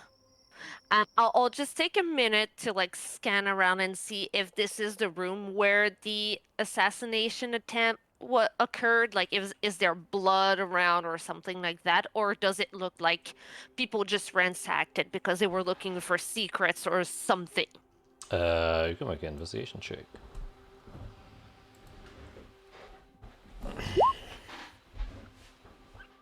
$18, damn, not bad. Yeah. I'll take it. Pretty, maybe like emotions are swelling up, even though you know your parents are safe. There's still this uneasy feeling stepping inside of your own home where you know comfort and peace and safety, and it's just ransacked, and it's just not a state you've ever seen your own home in. And so you're just panically going through trying to look for certain things. It does seem like some sort of combat took place here. You can see dried blood on several areas, but it's old blood.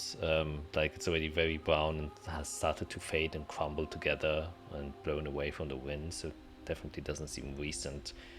You can see that the window was forcefully broken from the outside. Other way around, from the inside to the outside, as if either something from the inside threw something out. Probably either their exit route or they threw something out. Yeah, and you can see like scrape marks everywhere of like slashes of mist sword swings and stuff, and torn pieces of paper everywhere, and an occasional dagger that lies somewhere. And what's most surprising is that the Inquisition didn't already, take care of this place. Oh. So it seems like someone had their pull to avoid having, it being investigated, and which was just left alone.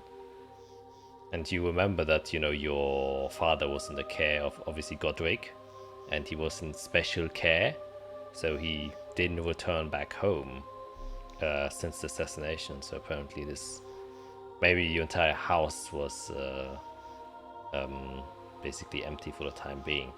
But from the chaos that you also see in like some of the books and the documents, there are many drawers that are open. Does give you the impression that someone has definitely been siphoning through stuff, documents, and other things.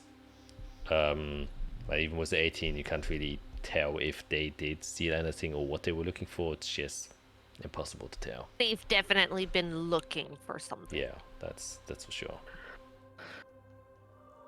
Oh, with 18, you would find a hidden compartment underneath your under the desk of your dad's, underneath your dad's desk, but it has been discovered and is empty. So whoever was here found something. Something to ask them later.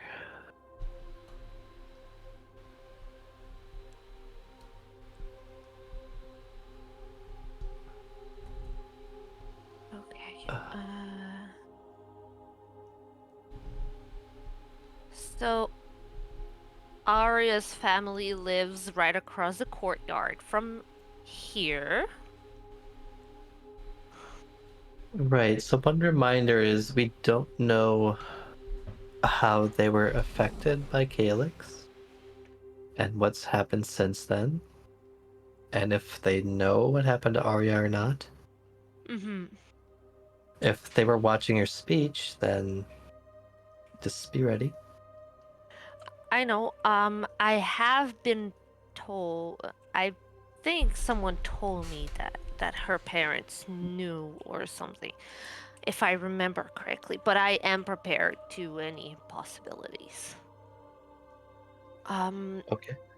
I do want to take some time to try maybe to see if there's anyone still around here or if other things have been disturbed, but not right now. We're on, we came here for a reason. So I just want to get things going, and we're here to get ready to go to Jade's home, and we can deal with this later. My parents are safe.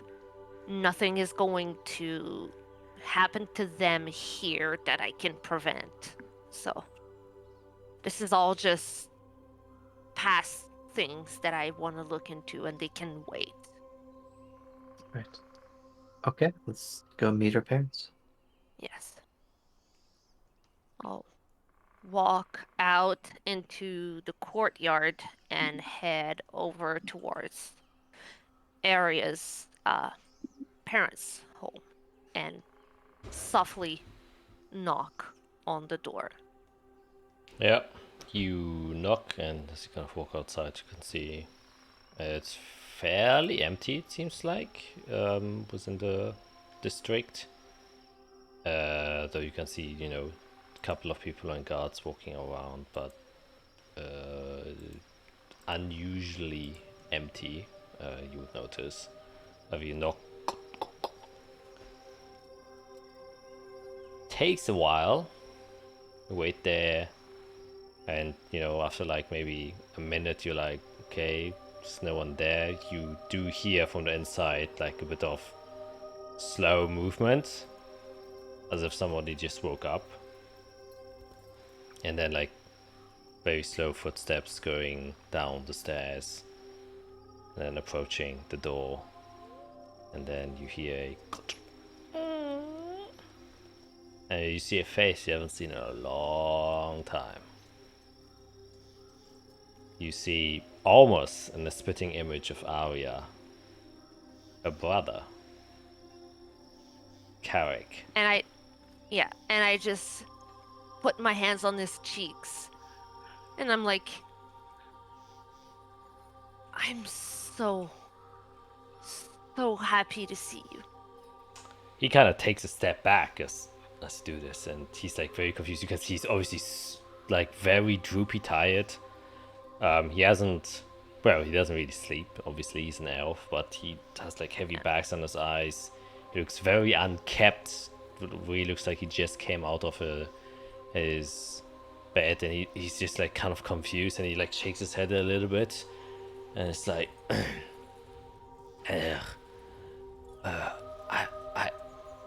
Sarah. Yes, it's me. Yes. What the hell are you doing Little here? younger brothers.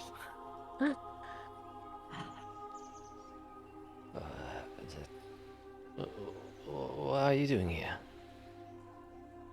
My companions and I had some business to do here in Corvalli, but I wanted to come see you and your parents. And you can see kind of just start staring at the floor. I see a very, like, it's not necessarily sadness. It's like a mix of disappointment and anger inside of his face. And you can say, and then he kind of looks back after you and say, well, you won't find them here.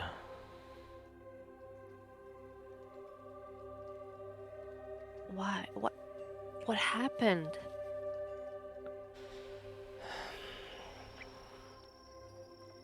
Well, they were charged with political manipulation and they're now in prison for treason. What?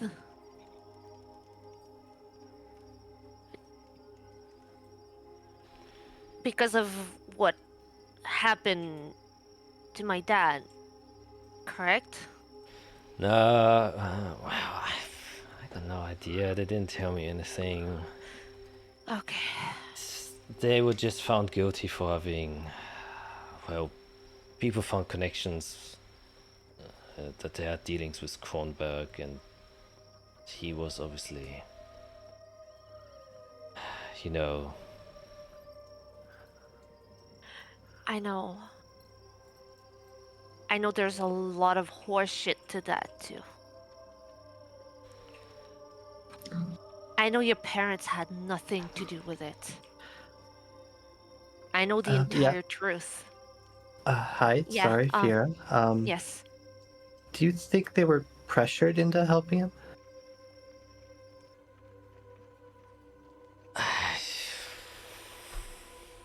Maybe, I don't know. We've been close family friends for like since I was a child. I mean, you know. Ever since we were all babies. I do remember they have been acting a little bit weird since, well, Arya went on the mission with you, and like, you know, Arya was super excited and told me all about it. But since that day, they were like kind of, I don't know, they just talked less. Speaking of Arya,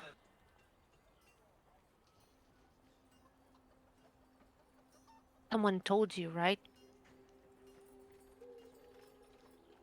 Yeah. Okay. And I'll look into my bag and I'll find a piece of cloth that I had kept from her, and I'll give it to him. Like, I'll take his hand and I'll put it on it. Yeah, and it's a piece of cloth that had like her family crest on it. Like, I give it back to him. Yeah, he takes it and he takes a deep breath in. You can see like tears building up in his eyes, and he's like,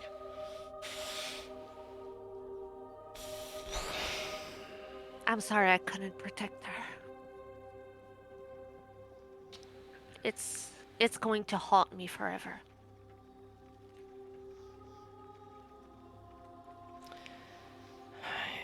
She just always was so careless. Was doing her stupid pranks.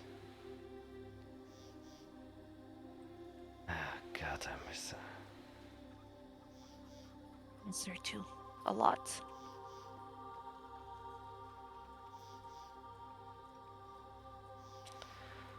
Yeah, long other days where we used to play in the courtyard. We would climb up that tree and try to see who could get to the top of it faster than anyone else. And it was always Arya. Always Arya. Yeah.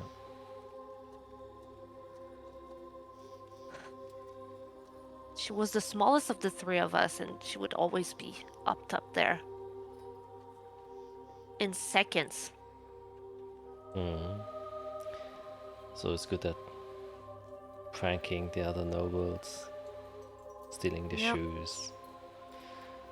Yeah. You remember when all of the noble families came and had dinner here and with Kronberg, and he had been particularly cold that day, and Arya had taken his shoes and hid them into your father's parlor. Yeah, I can still remember. He was pissed. The screams all night long. I mean, that was one hell of a scolding my parents did once they found out. Yeah. But I think that's when Ari's character truly shined. Yeah. It was after that day she told me she wanted to live an exciting life. Yeah. Well, I can tell you, he did have an exciting life. And that's where you can see his smile kind of fades. It's like,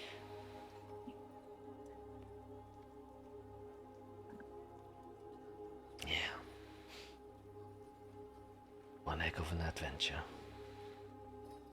Did a lot of good.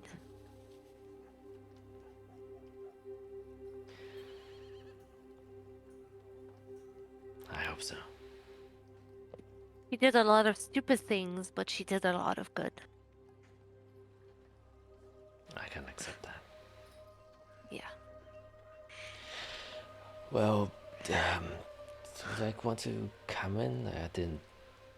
House is a mess. No, I don't wanna stay too long. We have some business to attend here, and then we have to leave. But I want to find some time to try to figure out what happened with your parents and get them out of prison whenever I can.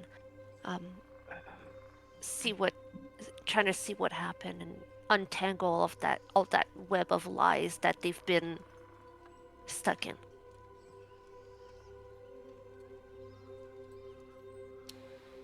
That would be nice. And thanks. And when I come back, we'll have a dinner in honor of Arya. I think we should have a race up the tree again in honor of Arya. That's true, we should. And I think I'm gonna win this time. Maybe. Yeah. So you'll hear from me soon. Alright. Just be sure. Stay safe. I will. I promise you. Just nods and then slowly closes the door. But you can immediately hear like sobbing from behind the closed door. Let's walk. Eric! Oh, my Crouching. brother. Oh boy. Oh. So we're gonna end today's session. Oh. Oh my gosh. On on a very Oh, sad my note. heart. Oh, Wow. oh my gosh. Oh, I was genuinely tearing up. Oh. I was. Are you kidding me? I was teared. I almost started bawling. I was like, oh, my Arya. Yeah, I love Jade, but I miss Arya so much. yeah. Yeah, Especially what could happen there? Yep. Oh man. Oh man, wow, Wow. it's an emotional roller coaster. Just rapid fire stuff going on there. Reason? That was Like, Oh. oh.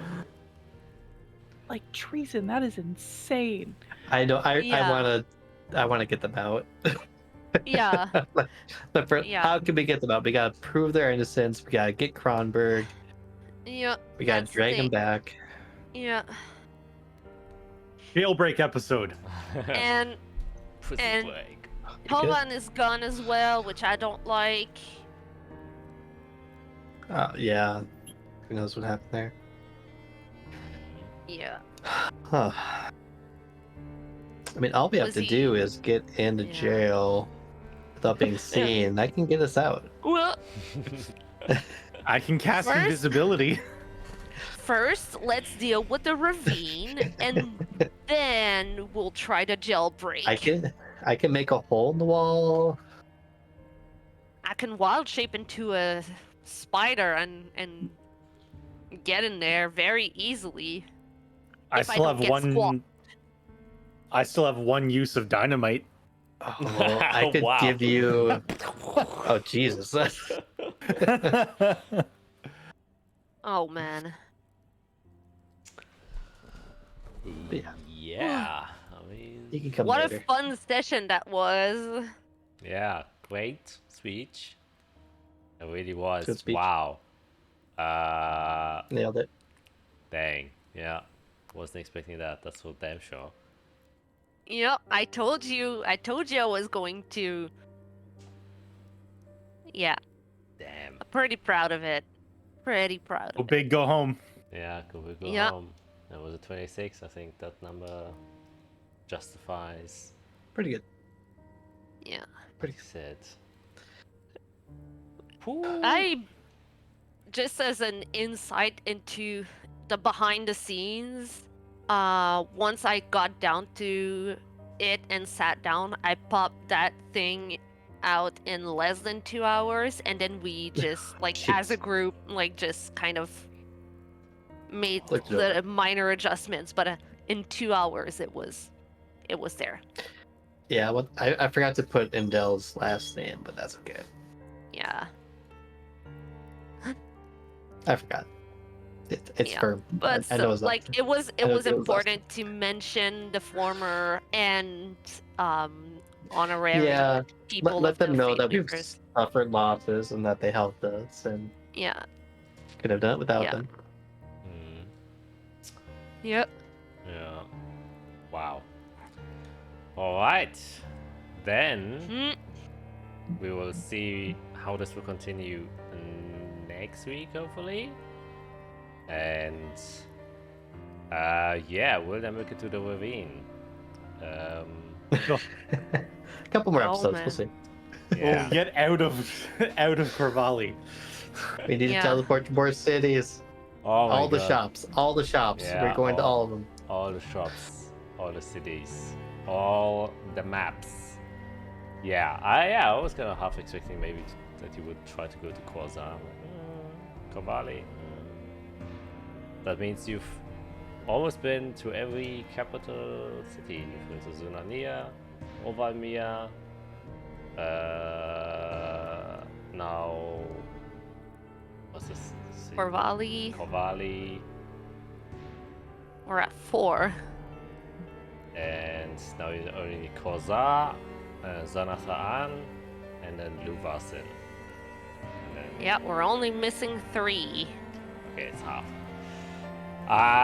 Anyways, we're gonna sign off for now. Please like and subscribe if you enjoyed this, especially for the epic speech from Skit. Until next time. Bye.